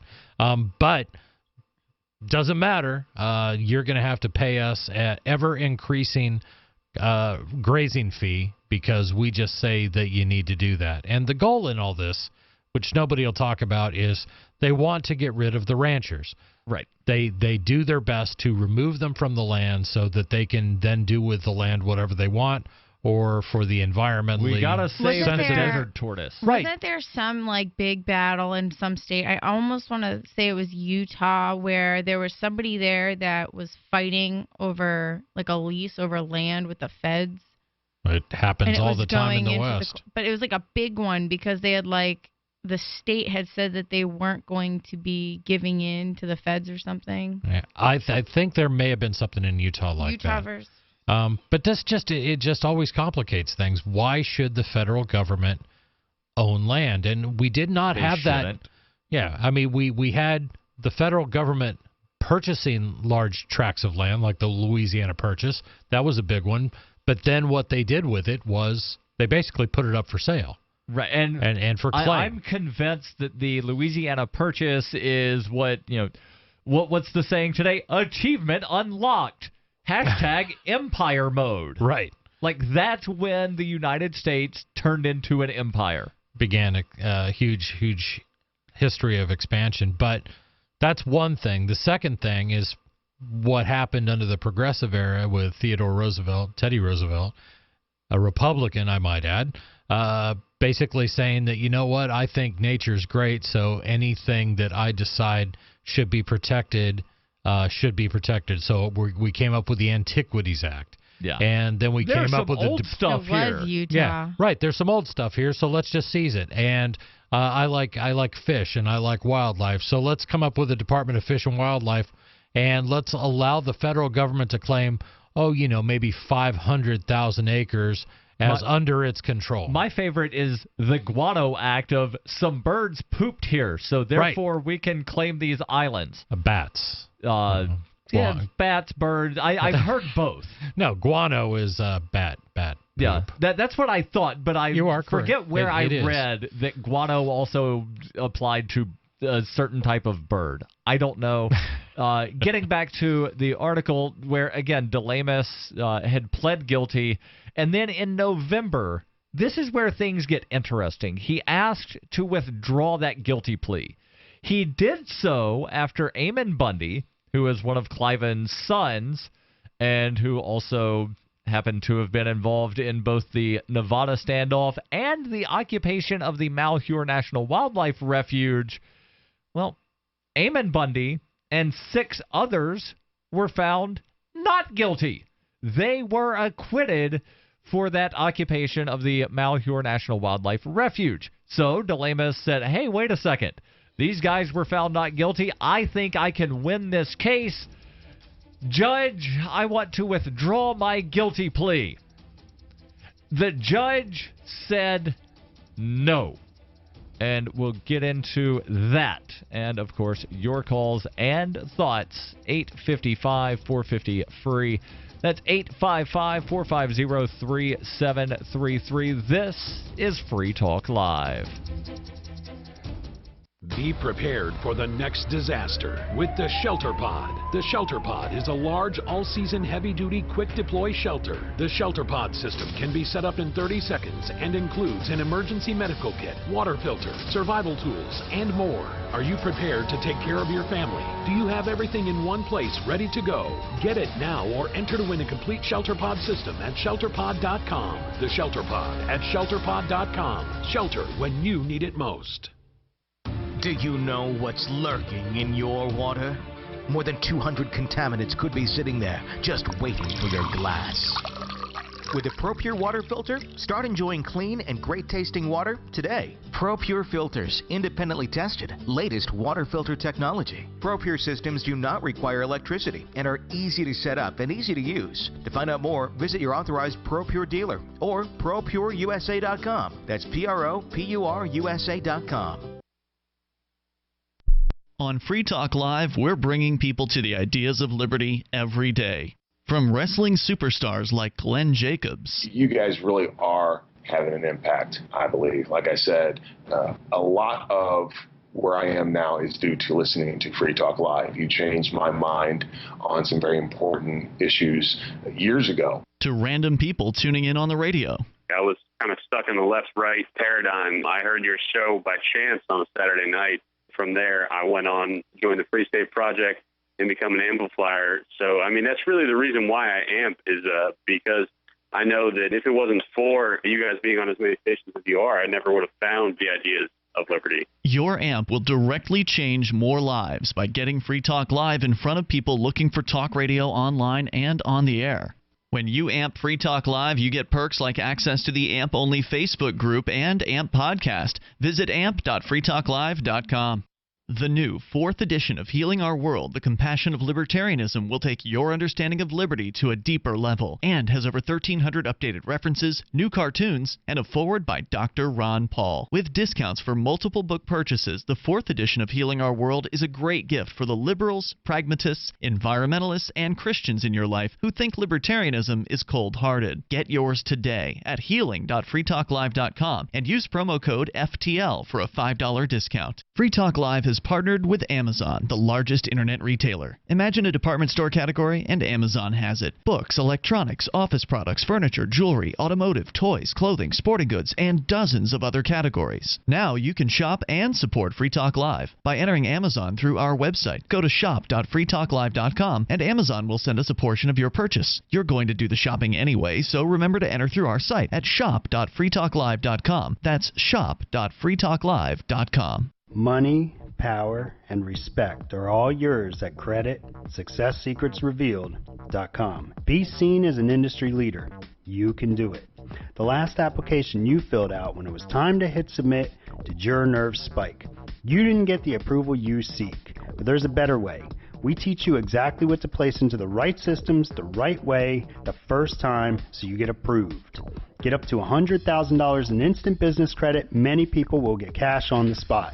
Use those two tools in your new corporate credit engine so you can walk into the bank and get your project funded today. It's all about today at creditsuccesssecretsrevealed.com. Credit Success Secrets Revealed is explosive and ignites instant results. Dial 1-800-707-8719.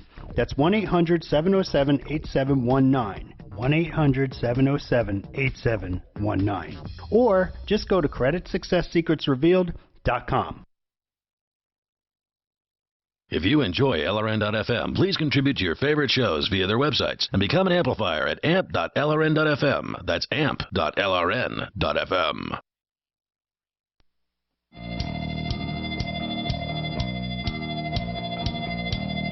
This is Free Talk live. 855-450-FREE. That's 855-450-3733.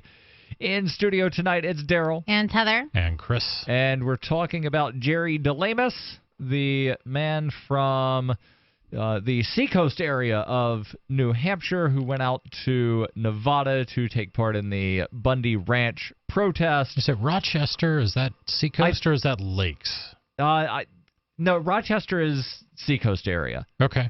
Yeah, I couldn't remember if it was Rochester or Portsmouth. I just remember, and it's somewhere in this article, the exact town, but yeah, Rochester does sound right there. So he pled guilty, and then a couple months later, after Eamon Bundy and 6 others were found not guilty in a separate but similar situation, he decided he wanted to withdraw his guilty plea. The judge said no in court on Wednesday, and I am skipping around a little bit in this article to sort of flow the conversation the way I want it to flow. In court on Wednesday, which would be yesterday, DeLemus tearfully recounted his reasons for arming himself and heading to Nevada, saying that Cliven Bundy had told him that the BLM had snipers focused on his family ranch, and he wanted to protect the Bundy children and the Bundy grandchildren. He said, "I just didn't want that family hurt. I love this country. I've done everything in my power to serve it militarily and privately." And the article does mention that he's a retired Marine. Yep. 62-year-old retired Marine, Rochester. And he was also named the co-chair of a New Hampshire veterans group that was backing Donald Trump. DeLemus helped provide security at Camp Liberty, a space near the Bundy Ranch that was set aside for members and associates of the groups who rallied to support Bundy's cause. And now I go back up a little bit in the article, and the judge, Gloria Navarro, said that DeLemus had failed to display sufficient remorse for his actions and denied his request to withdraw his guilty plea and increased his culpability under federal sentencing guidelines, adding an additional 16 months to his sentence. He's already been in prison for 16 months awaiting sentencing. Right. The whole thing's insane. Now, here's the backstory, folks. This is what isn't in the article, and it won't be. But as somebody who knows people that were at the ranch and knowing good friends of Jerry, when they began to question him and after they brought him in, it was basically this. You are either going to plead guilty or we're going to go after your friends, we're going to go after your family, and we're going to make you wish that you would have pled. And faced with that, and this is what I know about Jerry. Jerry is not the kind of guy who's going to turn over and roll over and testify on his friends. Right. That just was never going to happen. He's like, I'm going to take the fall. Now, I'm sure he's very disappointed in this, as he should be, as should Sue and everybody else who knows Jerry. This is a completely absurd amount of time to be serving when no one was hurt. There was not one shot fired in anger at all, pure and simple. No BLM agents were fired upon. The whole thing ended up being settled peacefully. Right. Yet, here we got a guy who's going to go to jail for an awfully long time because he wouldn't roll over on his friends. And is it right for the government to threaten people like that? To no, say, absolutely not. Right, and this is, but they do. And this is the absurdity, and we will get to the calls here in just a second, 855-450-FREE. But this is the absurdity to where when you wind up telling the judge, I'm pleading guilty, and here's what was agreed with the prosecutor. The judge always asks a question, and I don't remember the exact wording, so I'm going to paraphrase something along the lines of, did anyone intimidate you or promise you, make government. You promises, right, et cetera, to try to coerce you into this decision? Yeah, that's what happens with every plea. Like, at what point, I always advocate for peaceful like diplomatic solutions to stuff. But this guy's going to spend like an insane amount of time away from his family in jail. So it's like, at what point do you say you have the right to defend yourself against the government and use lethal force? Is that like, I mean, like if bad people become government, I know not everybody in the government is bad, but like at what point do you have the right to defend your own freedom? You know what I mean? And that's a question that, everybody needs to like, sort of figure out for themselves. There are some people that will say, and I don't agree with this, there are some people that say as soon as a police officer turns on the red and blues, they're threatening violence, and therefore it's completely justified, blah blah blah. I don't agree with that. I will always sit on it if I'm ever on a jury and somebody's defending their freedom. I'm gonna find you not guilty. So. Well, and interestingly, and that was interesting too, because very conservative friends of mine, not the type of people that you normally hear talk about jury nullification. Right. The idea that jurors have a moral obligation to judge not only the law, not only the guilt of the person, but also the law that they're being charged with. And whether or not that law is a just law. Exactly. Like if somebody random came and like grabbed me and tried to put me in a car and I shot them, like, people would be like, oh, it was self-defense. But if, somebody... Policeman. That calls them... Now you're a cop killer. Like, yeah, exactly. Now you're a cop killer. If some, cop comes and tries to... And the scary part about it is I know back on the Cape, there was, talk about this one cop in one of the towns that actually used to, like, inappropriately do things with women that he'd like, and he was just giving the rest of the town cops a bad reputation, but like there was no recourse. Probably still on the force. Probably there no were disciplinary allegations that action he would at all. pull women over. Like I've never, verify this myself or anything like that, but I did hear from a friend of mine that lived in the town that he would pull women over and then need to frisk you. That and like more detailed stuff. I mean, this is what she was saying. Want a way to get out of this ticket? Exactly. You're going to have to lock you up if you don't do what I say. And then the women would, be so embarrassed about it that they wouldn't say anything. This is what a friend of mine told me. Right. But that type of thing pops up in the news every once in a while. Cops are human beings. There are good cops, good people, and there are bad cops, bad people. That's a fact. But the problem is that even the bad ones have the power of the badge and they have the power of the courts behind them, so they don't get treated equally under the law the same way that they don't get treated the same way we would if we were in that situation. Right. Let's go to the phones, and I fear that I'm going to totally butcher the pronunciation of this name. I think it says Etienne Belabotelli.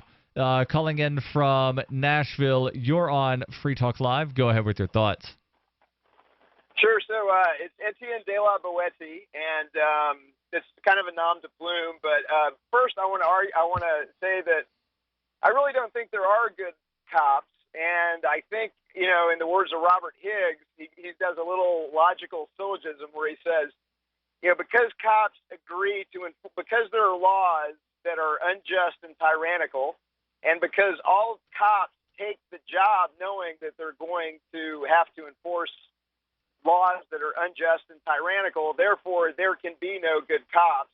So number one, I wanted to kind of point that out and say I really don't think there are any good cops. I'll disagree. I just think they're not in good sound mind. Because there was a point in time when I used to support cops that enforce drug laws because in my head they made sense. You know what I mean? Because of my programming or whatever you want to call it.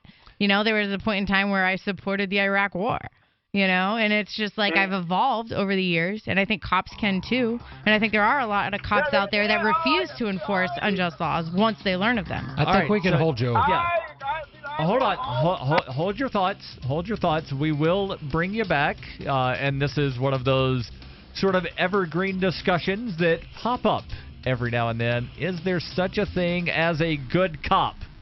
Or does, bad apples spoil the entire bunch? This is Free Talk Live. If your dog has shedding dry skin, excessive scratching, I would recommend Dynavite. Order a 90-day supply of Dynavite for your dog this week. We'll send you a big tube of Doggo Suds free. Peppermint, tea tree, lavender, Doggo Suds shampoo. Made with all-natural coconut, jojoba, aloe. But no itchy, harsh chemicals. Lather up, rinse away. Try Doggo Suds. Free this week at Dynavite.com. Just feed your dog right. Use Dynavite. Dynavite for life. DINOVITE.com. When I get to about 3/4, When I get down to the bottom, a couple more scoops, it's time to place my order. Dynavite.com. Order a 90-day supply of Dynavite for your dog this week. We'll send you a big tube of Doggo Suds free. Peppermint, tea tree, lavender, Doggo Suds shampoo. Made with all-natural coconut, jojoba, aloe. But no itchy, harsh chemicals. Lather up, rinse away. Try Doggo Suds. Free this week at Dynavite.com. If it's working, don't quit. DINOVITE.com. Hi there, I'm Bob Eubanks. You know, as part of Hollywood for a long time, I've seen my fair share of celebrities get in trouble with the IRS. Well, there's one name I trust, the Tax Defense Group. They're the most trusted name in tax. So if you owe more than $10,000 to the IRS, you really need to call my friends at the Tax Defense Group. Ignoring the IRS is not the solution. They can garnish your paycheck, levy your bank accounts, seize your home or business. But the Tax Defense Group could put a stop to all of that and tailor a program that would reduce your tax debt to pennies on the dollar. You gotta love that. So don't just take my word for it. Call them. Find out for yourself. They offer a 100% satisfaction guarantee. And they're open 24 hours a day because they know that tax debt doesn't sleep either. Call now for your free and confidential tax analysis from the most trusted name in tax. Call 800-361-6907. 800-361-6907. Understanding your credit score is the first step towards managing and improving it. This is Charlie Sundstrom with your Van Dyke Mortgage Minute. The most influential component of your credit score is your payment history. Almost equally as important is the amount you owe on credit accounts. Also impacting your score, but to a lesser degree, are the length of time you've utilized your credit, the number of new accounts, credit inquiries, and your various types of credit accounts. To help achieve or maintain a healthy credit score, have a system set up to assure your bills are always paid on time. Don't max out your cards. It's better to have a high credit limit with a low balance. Never close old accounts. The age of these can actually help your credit score. But don't be afraid to use your credit. You need several accounts in order to have a credit score. Just keep the corresponding payments within your means. For your mortgage pre-approval and refi needs, start by visiting VanDykeMortgage.com. Corporate NMLS 3035. Van Dyke Mortgage is an equal housing lender. Charlie Sundstrom, NMLS 134251. The three most important things you can do for Free Talk Live are: 1, share one episode a week on Facebook or in some other social networking site. 2, buy the things you buy online through shop.freetalklive.com. 3, give $5 a month to the AMP program. It's my firm belief that Free Talk Live's AMP program is the best use of your charitable dollar among liberty-oriented organizations. Support all the organizations you love, but make sure you give $5 a month to AMP at amp.freetalklive.com. Cell 411 is a free app for Android and iOS that replaces government-controlled 911. Cell 411 allows you to preset a group of friends or private organizations to show up at any emergency. Cell 411 is a nightmare for the state because it proves their so-called services aren't needed. Cell 411 has had thousands of installs, and of course it's covered by the BIPCOT no government license. Cell 411 because your friends won't shoot you when you're in trouble. Without the government, who would build the emergency services? You and Cell 411. Get it today at getcell411.com. You're listening to the best liberty-oriented audio streamed around the clock, on the air and online. This is the Liberty Radio Network at LRN.FM.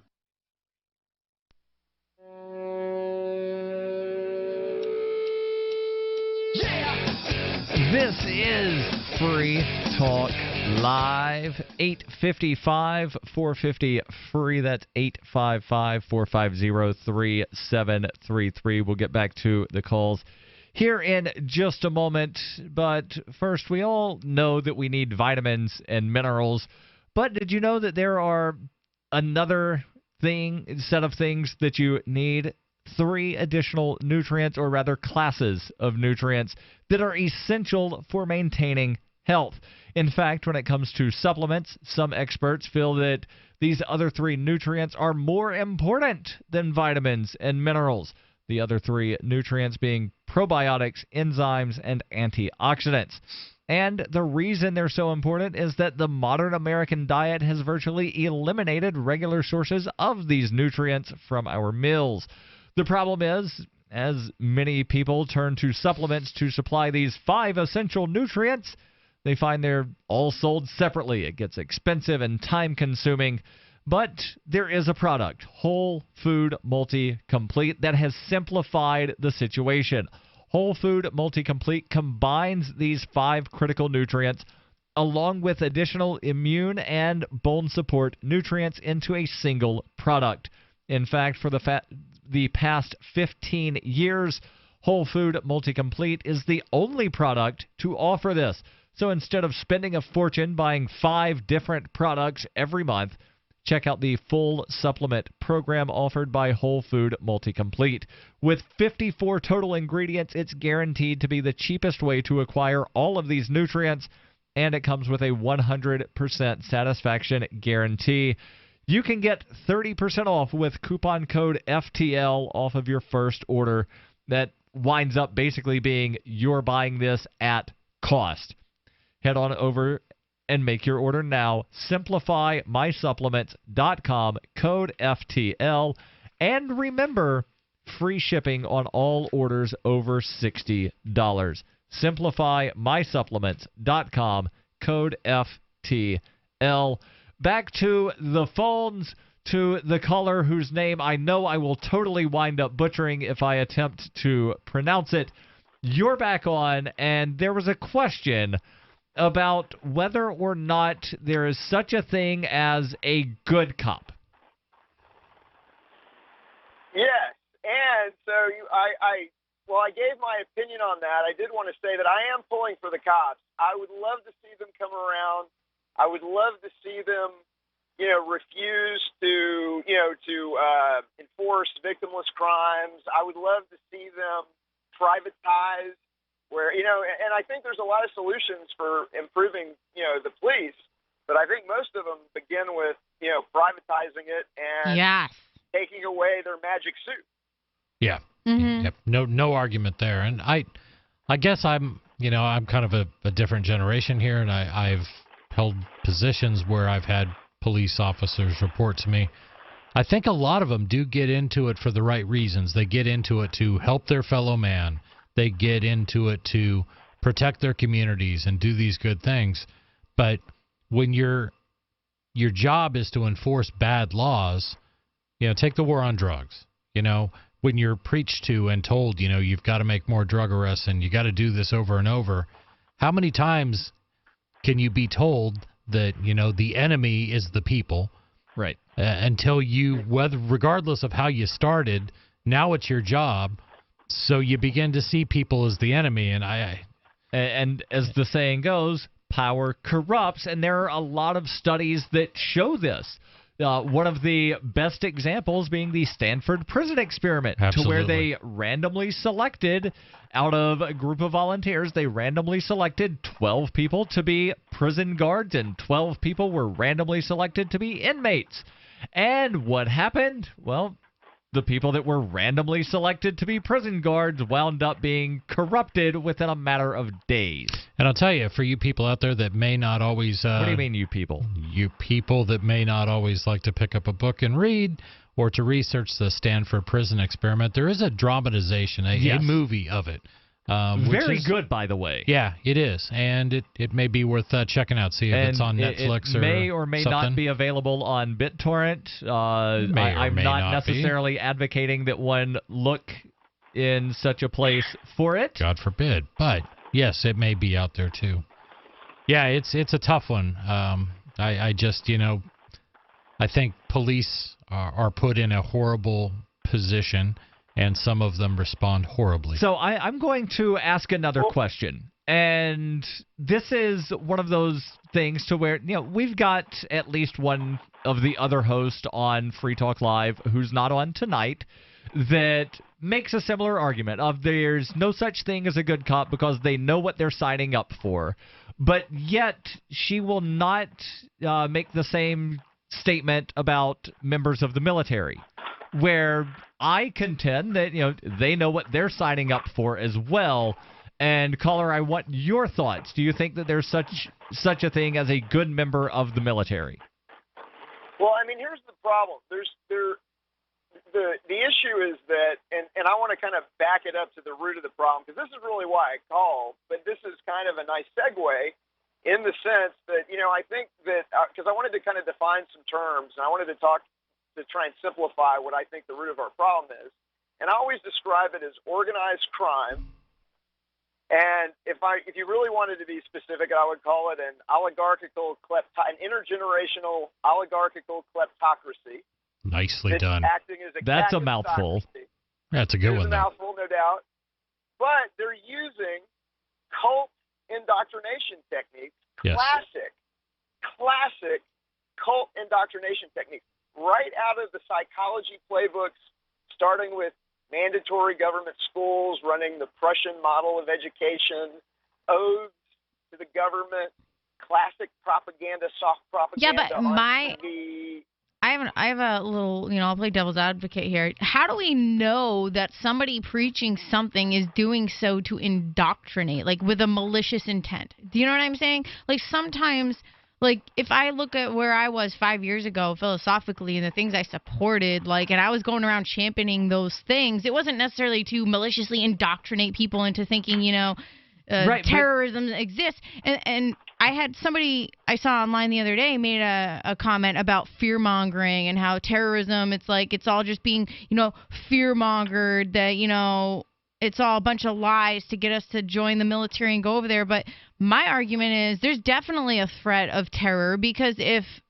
it's possible to convince a bunch of American men with guns to go overseas, it's, any other government can do the same thing with their own people and, paint us as the enemy and convince their, men to come over here and fight. I mean, this is just a battle of information. Only if they're running the Prussian model of education. This is how you know it is organized crime, is because all of the governments are running, or they're all using the same playbook. They're using the same techniques, some of which are ancient, well-known techniques that go back to Machiavelli. Techniques like what? What do you mean?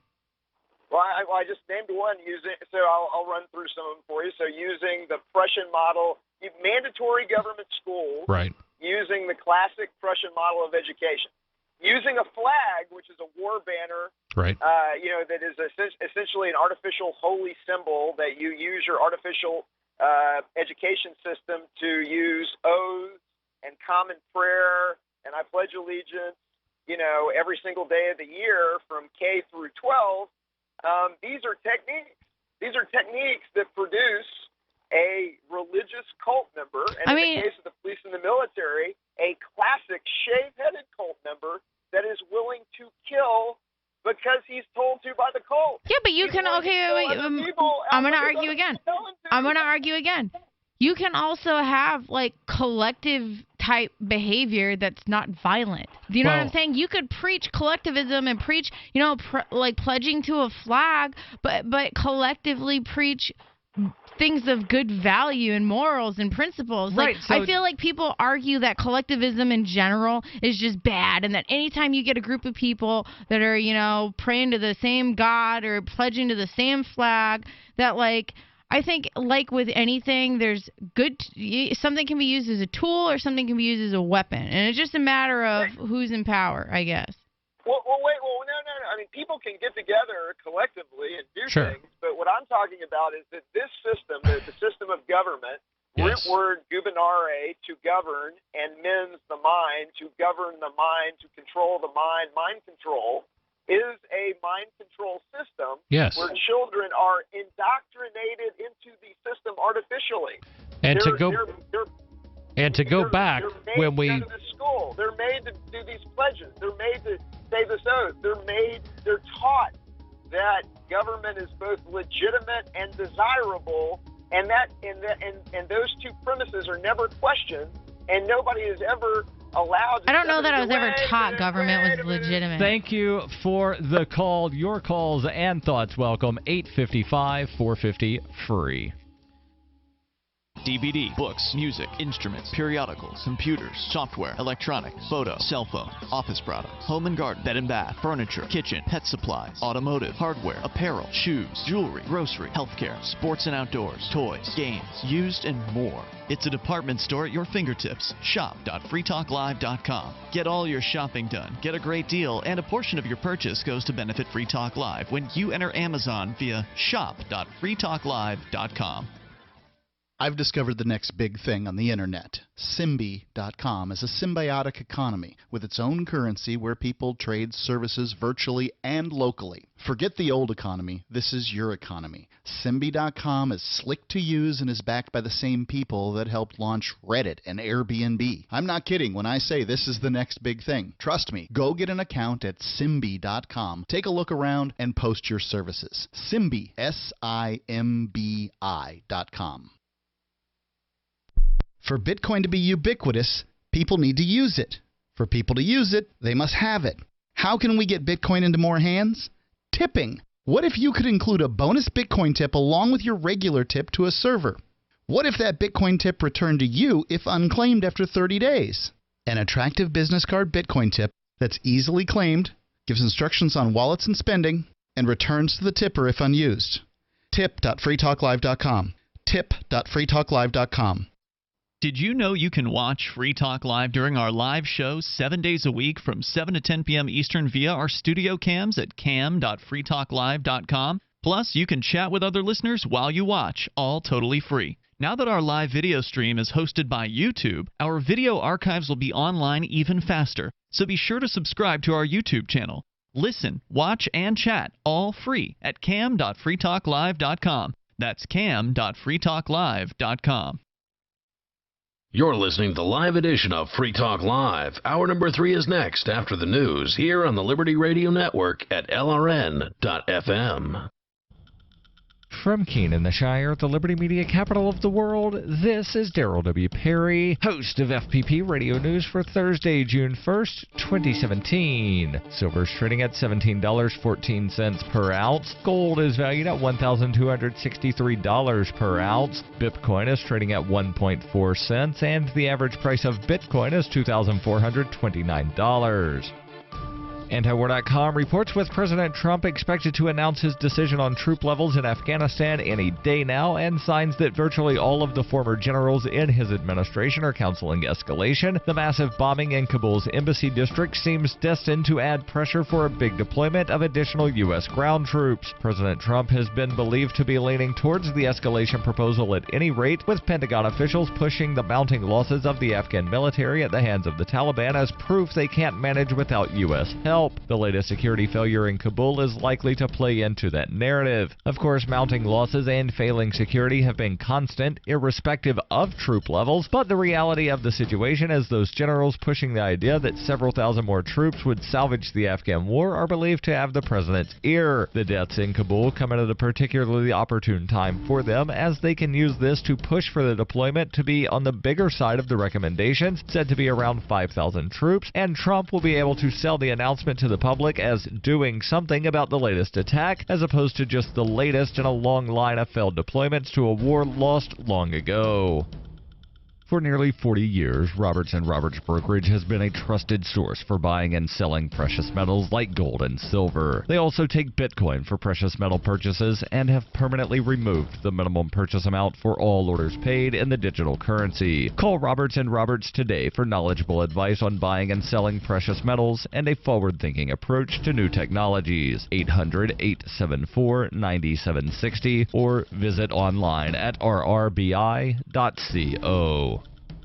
Reuters reports a conservative activist was sentenced to more than 7 years in prison on Wednesday for his role in an armed standoff with federal agents in Nevada in 2014 over the use of government land by ranchers and grazing fees. Jerry DeLemus was sentenced in Las Vegas District Court to 87 months in prison after he pled guilty last August to participating in a criminal conspiracy when he traveled from New Hampshire to join hundreds of armed protesters in Nevada supporting rancher Clive and Bundy. Bundy was in a dispute at the time with the federal government after federal federal agents seized cattle at his ranch over unpaid grazing fees. The standoff became a flashpoint for federal public land issues in the West. Bundy and his supporters opposed the U.S. government's control over millions of acres of public land in the West. He and multiple co-defendants still face charges stemming from their roles in the Nevada standoff. DeLemus had asked in November to withdraw his guilty plea. He did so after Amon Bundy, one of the leaders of the Nevada standoff, was acquitted along with 6 others for their role in the occupation of the Malheur National Wildlife Refuge in Oregon earlier in 2016. DeLemus, a former U.S. Marine from Rochester, New Hampshire, was named a co-chair of a state veterans group backing then-Republican presidential candidate Donald Trump. Ruling that DeLemus had failed to display sufficient remorse for his actions, District Judge Gloria Navarro denied his request to withdraw his plea and increased DeLemus' culpability under federal sentencing guidelines, adding up to 16 months to his sentence. He had already spent 16 months in jail awaiting sentencing. DeLemus is being held in the Southern Nevada Detention Center, and he asked that he serve his sentence in a federal facility close to his home in either Massachusetts or New Hampshire. There is no parole in the federal system for inmates sentenced after 1987. DeLemus was also sentenced to 3 years of supervised release. In court on Wednesday, DeLemus tearfully recounted his reasons for arming himself and heading to Nevada, saying that Cliven Bundy had told him that the Bureau of Land Management had snipers focused on his family ranch and he wanted to protect the Bundy children and grandchildren. DeLemus helped provide security at Camp Liberty, a space near the Bundy Ranch that was set aside for members and associates of the groups who rallied to support the Bundy cause, according to court records. The court heard at the sentencing proceedings that although DeLemus contended that his intention was to provide protection for the Bundy family, he also stated in an interview with an agent for the FBI that "we will stand, we will fight, we will die if necessary." The other 17 defendants facing charges connected to the Nevada standoff were split into 3 groups late last year. The trial for the group, including Cliven Bundy and 2 of his sons, is expected to begin in late September.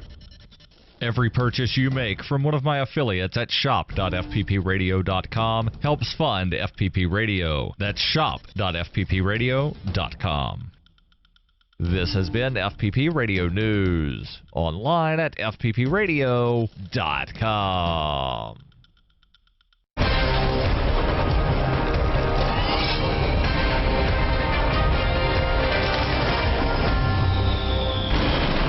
Welcome back to the War for the White House bunker. A troubling new report from the Shuttleworth Institute shows that due to Facebook, every potential candidate for the 2040 presidential race, no matter how smart or accomplished, is now completely unelectable. I'm standing in the 2012 Democrat with Jason Copeland. Jason, walk us through this. Yeah, we're looking at really a political crisis. The Democrats are currently searching basements and creepy backyard sheds in search of somebody who was kidnapped at a young enough age that they have no online presence. That is a very interesting tactic. And the GOP has been looking at this young man. This is a 20-year-old Jeeves Jones. He's currently living in Appalachia with his fundamentalist Christian grandmother and no electricity. So Jeeves has no Facebook page? Jeeves does not. In fact, he's completely illiterate. And the Republican Party has begun grooming him for a possible candidacy in 2036. All right. Well, at least there's someone. Thank you, Jason Copeland. Thanks, Andrea.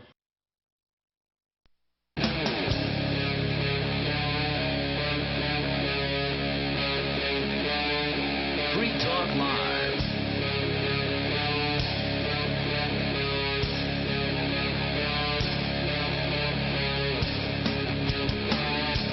This is Free Talk Live, 855 450 free. That's 855 450 3733. Kicking off our number 3 in studio tonight. It's Darryl. And Heather. And Chris. And we spent the better part of the first 2 hours discussing off and on the Bundy Ranch situation, specifically because one of the activists that took part in that thing wound up being sentenced to 87 months in prison for criminal conspiracy, and there was probably something else in there as well. He wound up pleading guilty, wanted to revoke the guilty plea because Amon Bundy and several others that took part in the occupation of the Malheur National Wildlife Refuge wound up being acquitted, and his thoughts were, wait a second, if they were acquitted in this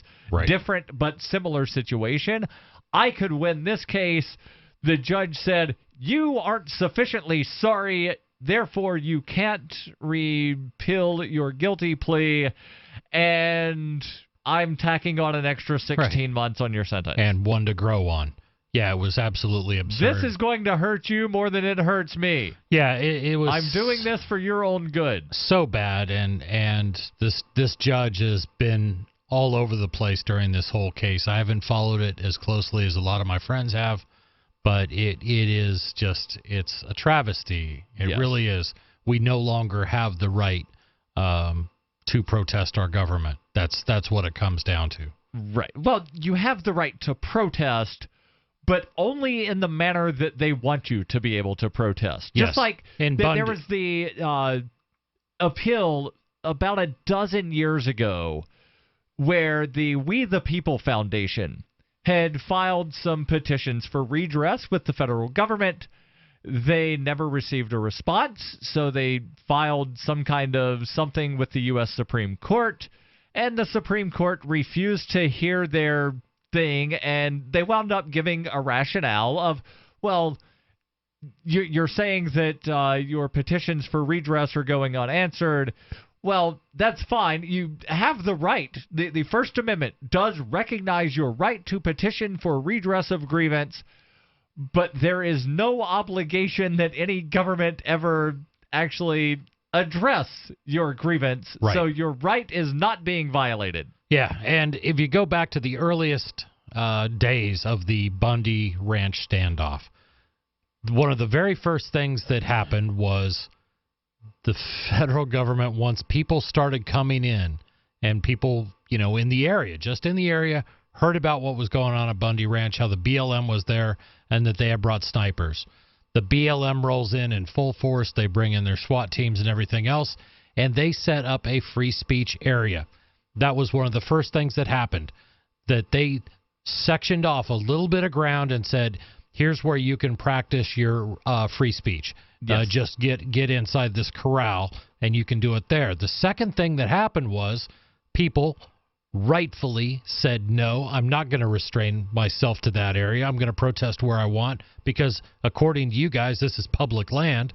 So they went out, and there were some shouting confrontations between BLM staff and between protesters. The thing that set Jerry off, because I've heard this from a couple different people, and hopefully I don't get this wrong, but the video of protesters being tased, including one of the Bundys, because he was yelling at a BLM, so they tased him, and a dog being sicked on one of the female protesters who was not a member of the family. Wow. One of these attack dogs. And that, from what I've heard, was one of the things that prompted Jerry to go, you know what? Get in the truck. We're going to Nevada. And there was, speaking of attack dogs, and we will change the discussion here, there's something absolutely absurd from near my hometown. But speaking of attack dogs, there was a court ruling not too terribly long ago that being mauled by an attack dog is not a violation of, was it the 4th or 5th Amendment? I don't remember this. But, like being mauled by an attack dog, you're basically being restrained. Your person is being, seized by the government. No argument there. But the court ruled that that's not an illegal seizure and violation. Unreal. People out there, please keep telling yourselves you live in a free country. Yeah. As Bill Hicks said, you are free to do as we tell you. You are free to do as we tell you.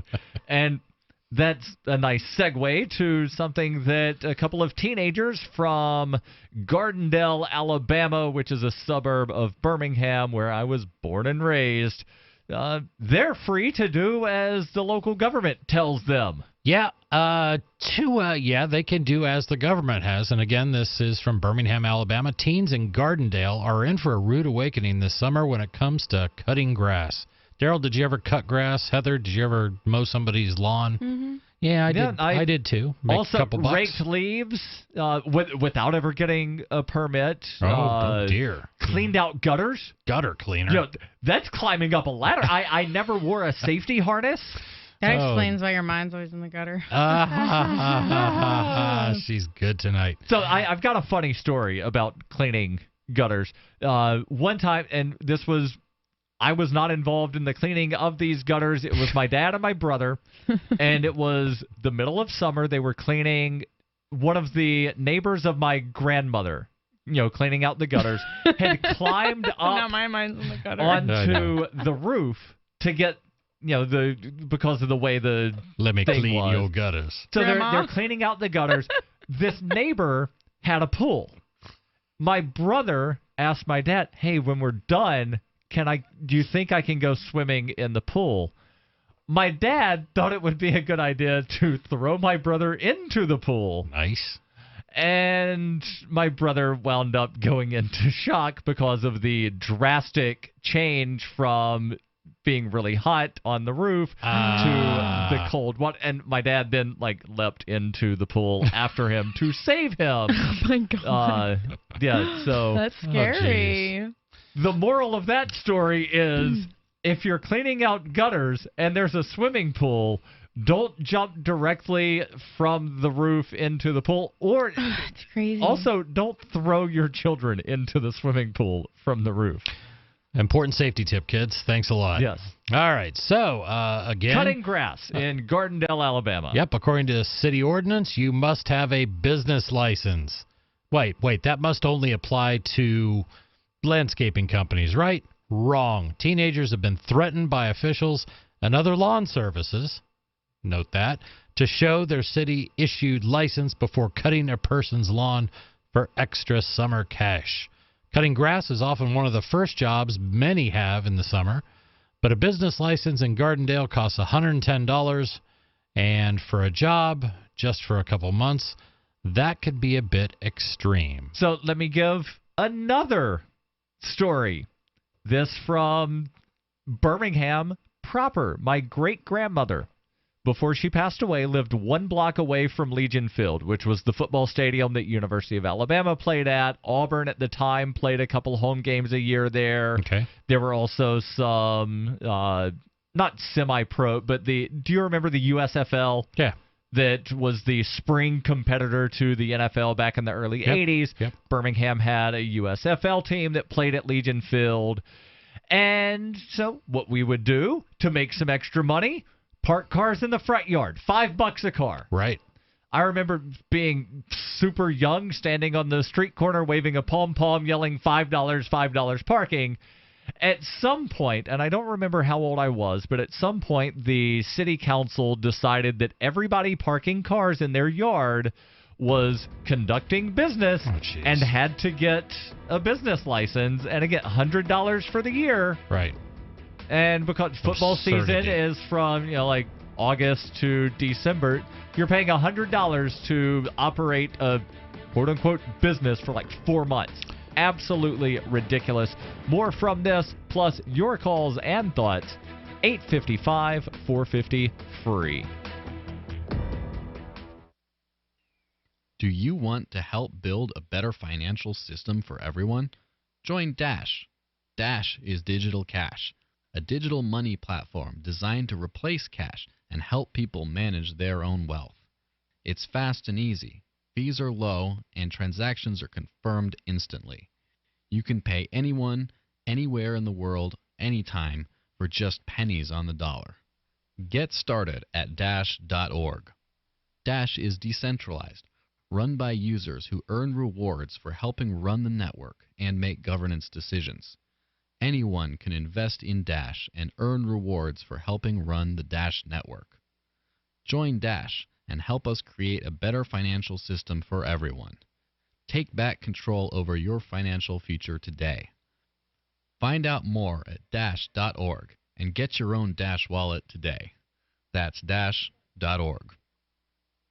Will the government protect your family from Iran and North Korea's newest weapon, EMP? We buy guns to protect ourselves, home, health, and car insurance for accidents. Maybe you also have food storage. But how would you keep your refrigerator running in a long-term EMP blackout? Using tested military designs, the Solarc EMP-hardened solar generator protects and powers your critical appliances for years without burying items underground or wrapping them in aluminum foil. Unlike other preps, Solarc is used every day to help offset your electric bill automatically. Visit PortableSolarLLC.com to learn how easily expandable the system is. Solarc is the most affordable and powerful solution on the market. The whole system even fits in the back of a pickup or SUV and can install in less than an hour. See for yourself why Solarc beats other off-grid systems at PortableSolarLLC.com. Don't wait for the government. Go to PortableSolarLLC.com to learn why Solarc is energy insurance for your family.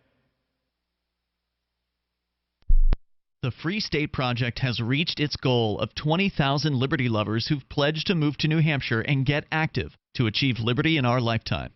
Perhaps you're trying to figure out what part of New Hampshire should be your destination.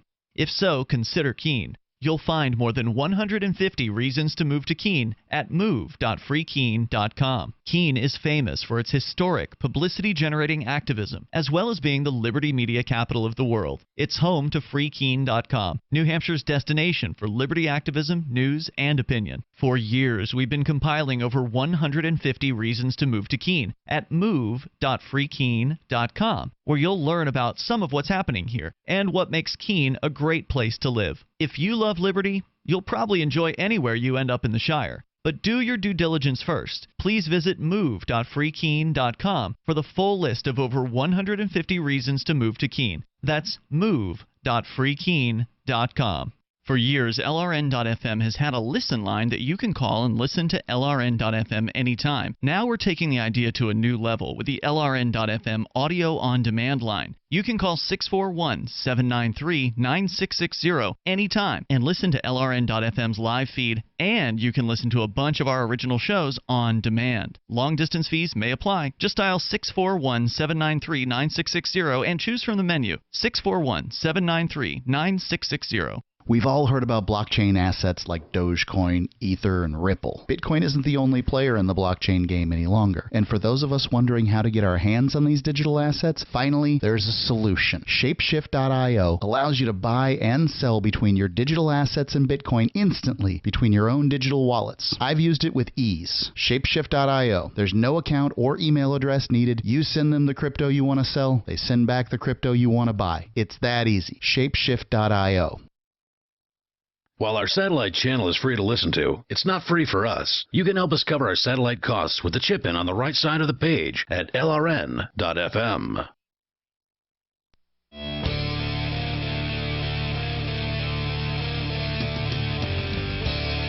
This is Free Talk Live. 855-450-FREE. That's 855-450-3733. We'll continue with this story in just a second, but do you want to help build a better financial system for everyone?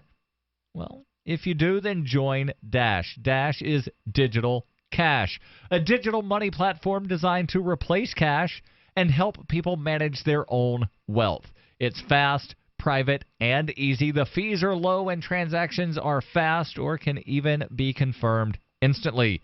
You can pay anyone, anywhere in the world, anytime for just pennies. Dash is decentralized, run by users who earn rewards for helping the network and make governance decisions. Anyone can invest in Dash and earn rewards for helping run the Dash network. Join Dash and help create a better financial system for everyone.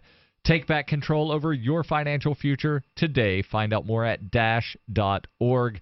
There's a lot of momentum behind Dash, so go right now to dash.org and find out why. We're talking about this ridiculousness out of Gardendale, Alabama, which is not too terribly far from where I grew up. And I want to point out this is not just, ridiculousness in Alabama. Right. There were stories that I remember we covered before winter last year of some teenagers in New Jersey that were offering Shoveling a sidewalk shoveling service, and they were told, well, you don't have a permit to solicit people. Now, if somebody calls you and asks you to shovel, that's different, but you can't go door to door knocking on doors and asking your next-door neighbor if they want their sidewalk shoveled. You need a permit, an itinerant vendor permit for that. Most towns that implement those soliciting things, the reason they claim to do that is to protect the elderly. Because when I was in insurance sales on the Cape, one of the things we would do is we'd door knock people turning 65 going on Medicare, because I brokered Medicare supplements.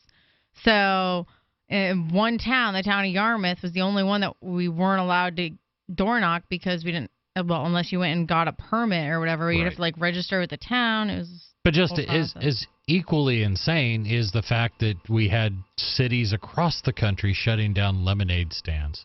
Yes. And that was a big deal a couple years ago, and I'm sure they're still out there.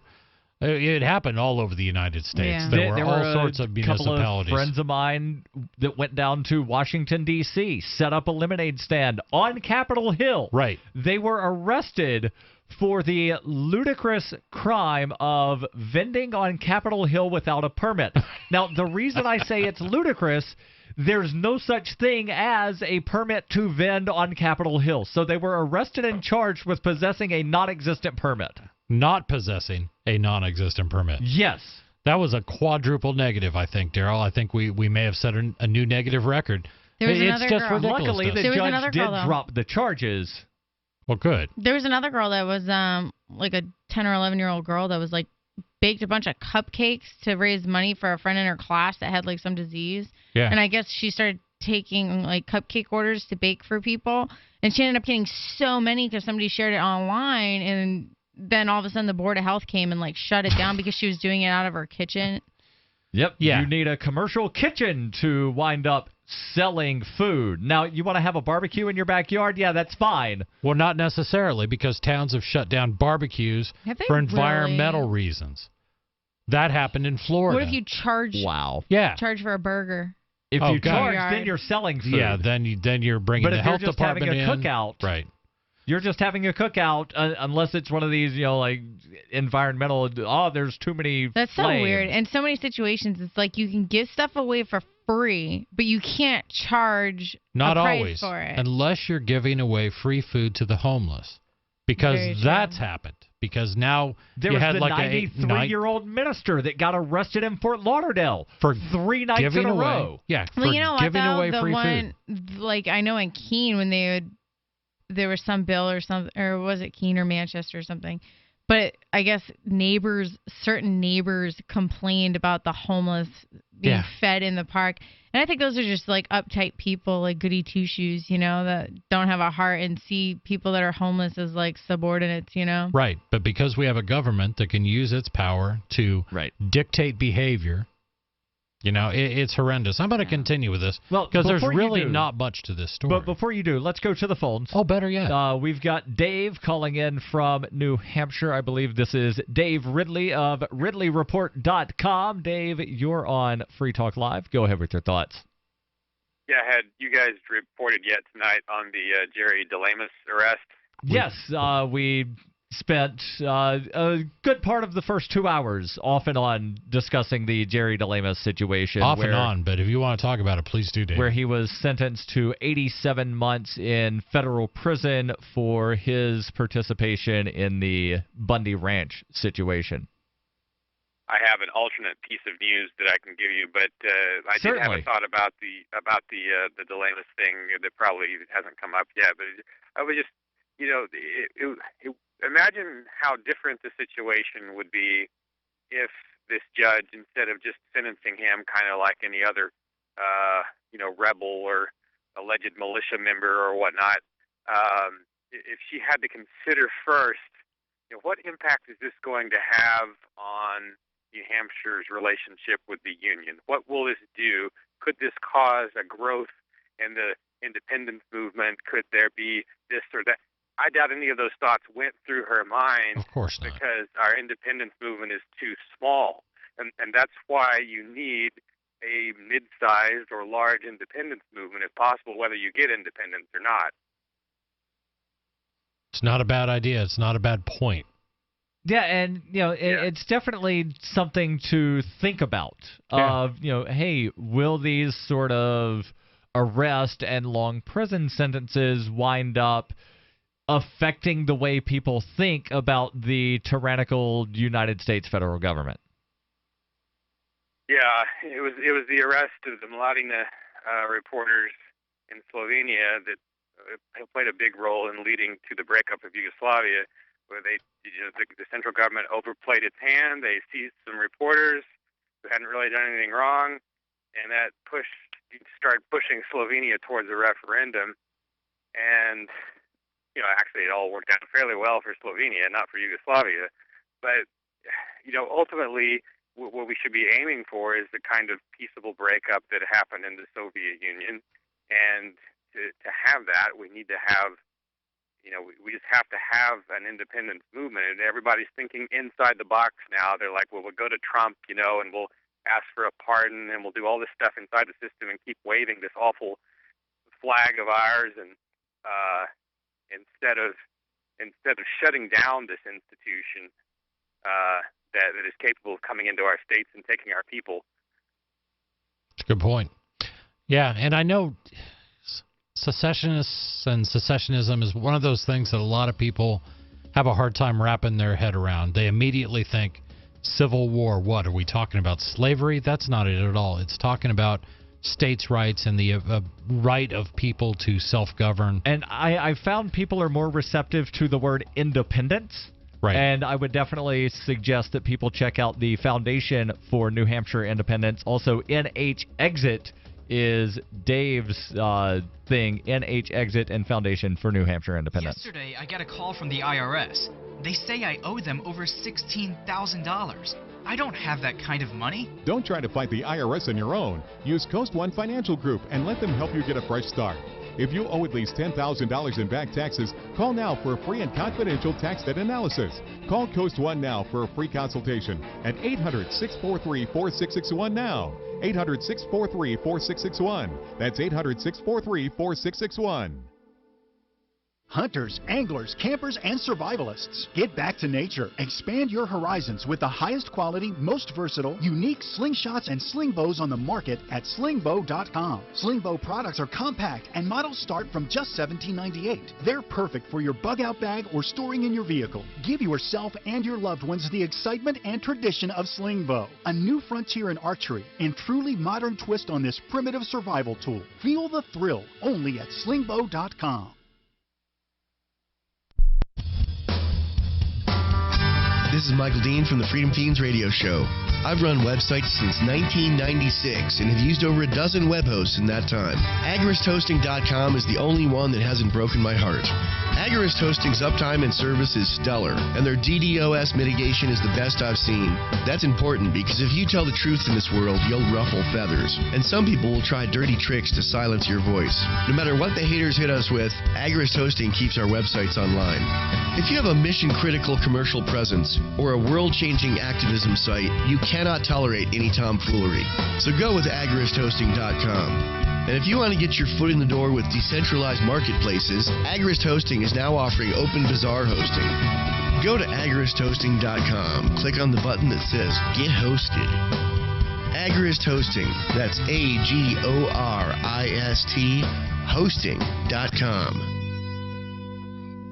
There's no better app for tracking the value of cryptocurrencies than CoinCap. I've had a lot of apps for tracking Bitcoin, but none that's ever been able to track 500 digital assets at once. Their best feature is the Altfolio. I love this thing. You enter how many Bitcoins, Ether, Dash, Doge, or whatever else you have, and it tells you how much your crypto is worth. You can watch yourself get rich. If you have crypto, go right now to coincap.io, or you can use the Apple Store or Google Play to get the app. I love CoinCap. coincap.io. The three most important things you can do for Free Talk Live are: 1. Share one episode a week on Facebook or in some other social networking site. 2. Buy the things you buy online through shop.freetalklive.com. 3. Give $5 a month to the AMP program. You likely buy all kinds of things online. Amazon is the largest online retailer. You can get what you need at the same prices with free Super Saver shipping by going to shop.freetalklive.com. Please do your online shopping at shop.freetalklive.com.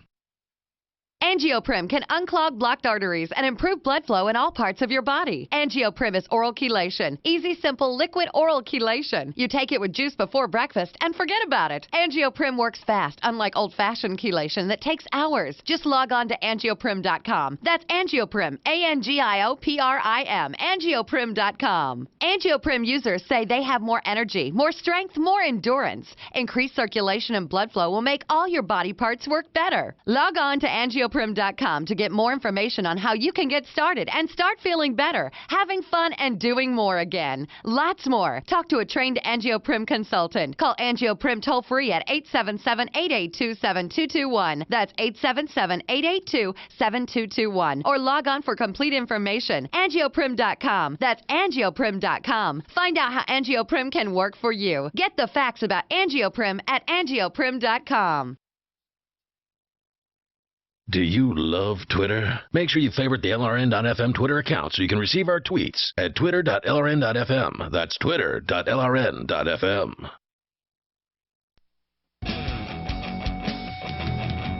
This is Free Talk Live, 855-450-FREE. That's 855-450-3733. In studio, it's Darryl. And Heather. And Chris. And we'll get back into this story about business licenses required for teenagers to cut grass.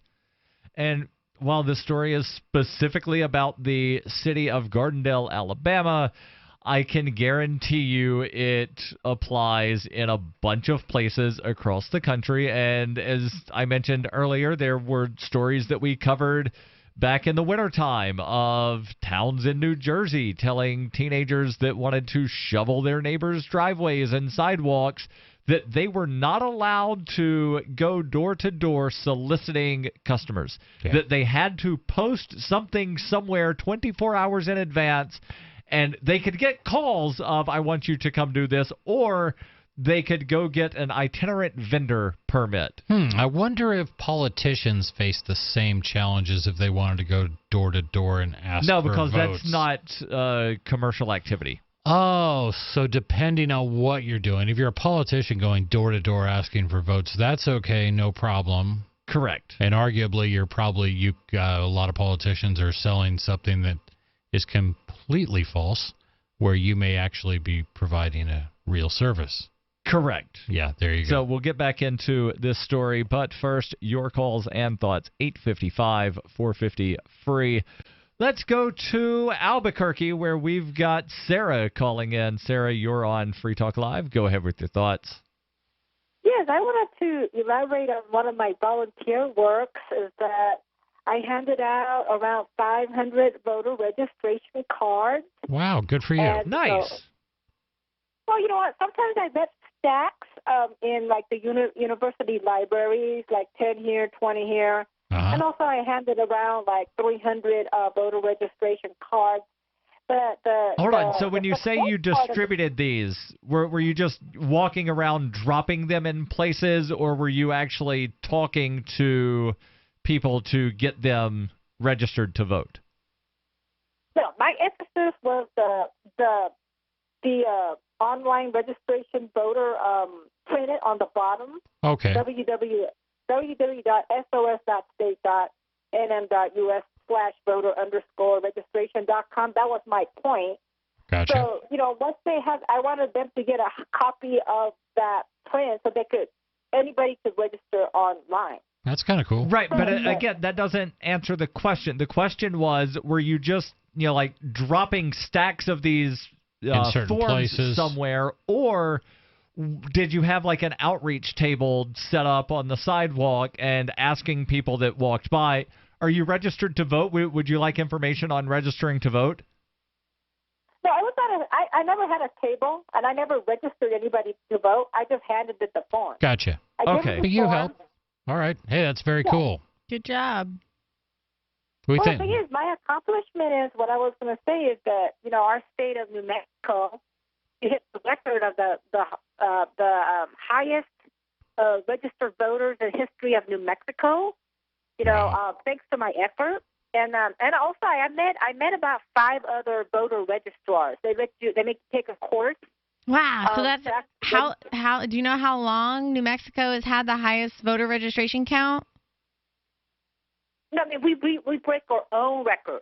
In other words, like years before, let's say, we had like maybe She's another not comparing 5,000. New Mexico to any other state. Oh, She's just saying that New Mexico right now has more registered voters than New Mexico has ever had previous. I'd be curious to know right the now. saturation rate for like different states. Is which state has the highest percentage of its population registered to vote? Technically, that would be North Dakota, because North Dakota does not have voter registration. They consider every resident in the state over the age of 18 to be a voter. Registered. Really? Yes. So, if you're going to, try to figure out who's got the most, North Dakota has highest percentage because everybody's registered. But either way, Sarah, I absolutely, I think we all do commend you for doing that. It's good to get out there and get people involved, get them to, and that's the first step. If you're not even registered to vote, then you're probably not going to be very involved in anything else, right? So if people do maybe they'll get the bug and say, you know what, maybe I should read up on the issues before I go vote, and we think that's a great thing. My point is, what I wanted to make was that a lot of times that I get all of us put ourselves involved in activism, and a lot of times that we think that we're just beating our head against the rock, and we don't see any actual solid results. But the voter registration, I got result. Get out the vote. We broke records as most voters turnout. I worked on the smoke ordinance. We got that done. Bars and restaurants accomplished. So, a lot of things that I worked in, I got to see the end result of it. So a lot of the stuff that I did work in, I lost on some of the fights, like red light cameras. It's all gone now.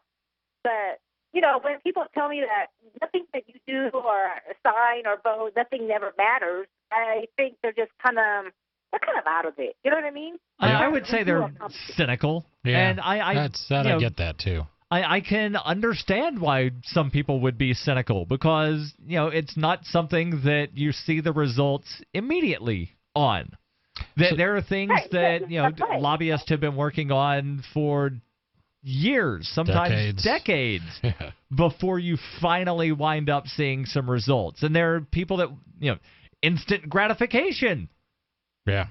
You don't see an instant gratification marathon, right? Because people that want instant gratification, they want it now, not 26.2 miles down the road. So, Sarah, would you say that listening to Free Talk Live has inspired you to get more active and in your activism? No, you know what? I'm actually the calling the Free Talk Live, and if I could get maybe even if I have 10, 15 listeners of what I have to say, that might push the agenda. Like, for example, like I was telling you about smoking around children, is the reason, as I'm thinking about it, and I want to encourage the parents to stop smoking in their homes. My pediatrician said my son's not getting enough tar and nicotine. That was a joke. No, you guys belittle me. You think that's their home, that's their car. They could kill their kids if they want to. It sounds silly right now. You know what? We've never encouraged people to kill their children, Sarah. Never. No, I think smoking around kids is bad, though. I think from it's a bad, former smoker that, I never would smoke in my house, you know what I mean? But it's really... Right, but really not much better smoking in your car, which I would do. Just because something is bad doesn't mean that politicians should make a law saying you can't do it, and if you do it, we're going to fine you a bunch of money, and if you don't pay the bunch of money, we're going to throw you in jail, and if you don't go to jail, we will kill you. Yeah, no, there doesn't need to be a law. That's the end result of all of your advocacy for adding more laws, Sarah. I will commend you and thank you for trying to get people registered to vote. Yep. That's about it. Well, you never know. This smoke thing at home, it might have something. You know what? It might, me talking about it on this show, may wind up doing something, like I said, 10, 15 years later. Sure. We might, might wind up seeing a bunch of people thrown in jail. And you would be happy to see that. No. I hope if someone's listening to this, smoking a cigarette with a kid in the car, you throw it out your window right now and realize, you know what? It can wait because your kid's health is precious. How about use a nicotine patch? If you need your nicotine that bad, use a nicotine patch, the nicotine gum, some other kind of thing instead of lighting up a cigarette in front of your kid. But again, it should not be illegal. I saw a pregnant woman smoking the other day. It was so sad. I mean, I don't like judging people's actions, but that's just... You have a problem with it. I mean, smoking cigarettes while you're pregnant? Like, I don't think there should be, I think... I'm not going to force my views, but yeah, I think it's a selfish move. Good ideas don't require force. Sarah, thanks for the call, Sarah. The call. And again, I will, commend her on passing out the voter registration forms. That's it. I'm not going to commend her on advocating for more laws. She got a Darryl attaboy. For more taxes, for more regulations on a bunch of things. But, I'm glad she actually did something that I would consider to be productive. This is Free Talk Live. Your calls and thoughts welcome. 855-450-FREE. Have you ever thought you'd like to flip houses but didn't know how or where to get the money? Are you ready to be your own boss so you can start living the good life? Hi, I'm Preston Ely. I used to be so broke. I had my electricity turned off 9 times, but I figured out a way to quit my job and find financial freedom in real estate. For a limited time, I want to send you a free copy of my smash hit selling book, How to Get Rich in Real Estate. It shows you how to copy exactly what I did so you can make money from the comfort of your own home without even doing any manual labor. I've already given away 5,000 books and they're going fast. To get one before they're gone, call 1-800-958-9256. Listen, if you're sick and tired of stressing about money, this book could change your life. It's short, fun to read, easy to understand, and awesome. To find out how to get your free book while supplies last, call 1-800-958-9256. Call 1-800-958-9256. 1-800-958-9256. For over 5 years, you've been hearing about the Berkey guy, so you may know a few things about him. For example, you are well aware of the superior quality and effectiveness of Berkey water filters and accessories. But did you know the Berkeys have had independent lab tests done to prove just how effective they are? It's true, and he can email you the test results. Just visit goberkey.com. You may also know that the Berkey guy has helped tens of thousands of people get better prepared. Now here's something you may not know. GoBerkey.com has amazing specials and deals all the time on a wide variety of survival and preparedness products. Most ready to ship same day. Visit the Berkey Guy at GoBerkey.com and be sure to click the red Products on Sale Now button. You can always call toll-free 877-886-3653. Again, that's 877-886-3653. GoBerkey.com, home of the Berkey Guy. This is the Onion Week in Review. Thousands of outraged meth addicts urged the federal government this week to address the nation's growing spider epidemic. During a marathon 72-hour meeting under the Roosevelt Bridge Monday, tweakers from across the nation drafted a 45,000-word proposal to kill all the acid-shooting spiders before they develop the powers of mind control or, God forbid, flight. We can't grow the spiders any longer. The government has to... There's a spider there! The addicts have agreed that the best temporary solution would be for the government to issue them large quantities of methamphetamine and steel wool. A local daddy was put in his bye-bye box Tuesday so that he could go on a long vacation with the birds and clouds in the sky. The daddy, who was once tall and strong and liked going to the hospital to play with their fun machines, was reportedly put in the bye-bye box after weeks of being sleepy all the time and never finishing his din-din. Family had come in from all over to watch daddy get dropped inside a cool underground fort full of dirt and sand, where he'll be tonight instead of being home to play Chutes and Ladders. This is the Onion News Network. If you want to know the latest about Free Talk Live before we go on the air, all you need to decide is how you want it delivered. It's your choice. Visit news.freetalklive.com. You can get emailed announcements and participate in contests via our email updates list. Plus, we have a Twitter account that you can follow and a Facebook page where you can become a fan. So visit news.freetalklive.com to get news about Free Talk Live as soon as it's announced and the way you want it delivered at news.freetalklive.com. That's news.freetalklive.com. When you hear the word lobbyist, you probably think about greedy corporations, but not all lobbyists are the same. Some are fighting for the freedoms you hold dear. Liberty Lobby LLC is doing just that in New Hampshire, working hard to represent you, not some special interest group. You can help by going to libertylobby.info, where your contribution will give us the tools we need to ensure that your voice is heard. Visit libertylobby.info today to find out more. If you enjoy LRN.FM, please contribute to your favorite shows via their websites and become an amplifier at amp.lrn.fm. That's amp.lrn.fm.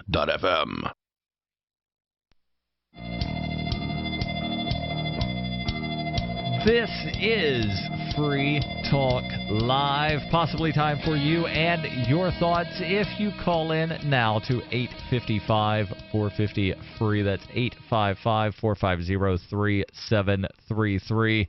And if you're going to do any shopping online, which, let's face it, basically everybody does shopping online these days, right? Well, how about you start that shopping experience by going to shop.freetalklive.com. Once you're there, you can click on links for Amazon, Walmart, Newegg, or there's a couple other places that you can go. And really, the only difference is that Free Talk Live winds up basically getting a commission for sending some customers to one of our affiliates.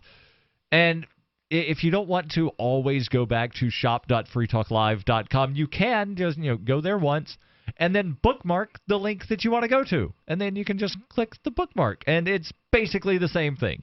Shop.freetalklive.com, and help Free Talk Live by doing something that you were probably going to do anyway, and that is shop online. There's a little bit more on this story out of Gardendale. Yeah, very little. Where the teenagers wanting to cut grass, have this thing called a summer job, a little bit of responsibility. Right. Maybe their first job ever. They're learning something about government. Yes, they are. The government of Gardendale is telling them that they have to have a business license, which costs $110. And apparently they're being confronted by city officials and other lawn care companies. Of course they are. Of course they are. We've got to jump through this hoop and hurdle and get this permit. Same damn thing that the taxi companies do to Uber. Absolutely. And to Lyft. And to Sidecar. It's the same thing that the hotels do to Airbnb. Yeah, it's protectionism. We had to jump through this hoop. It doesn't matter that, you're 16 and you're trying to earn some money to take your girlfriend to the dollar movie theater. Right.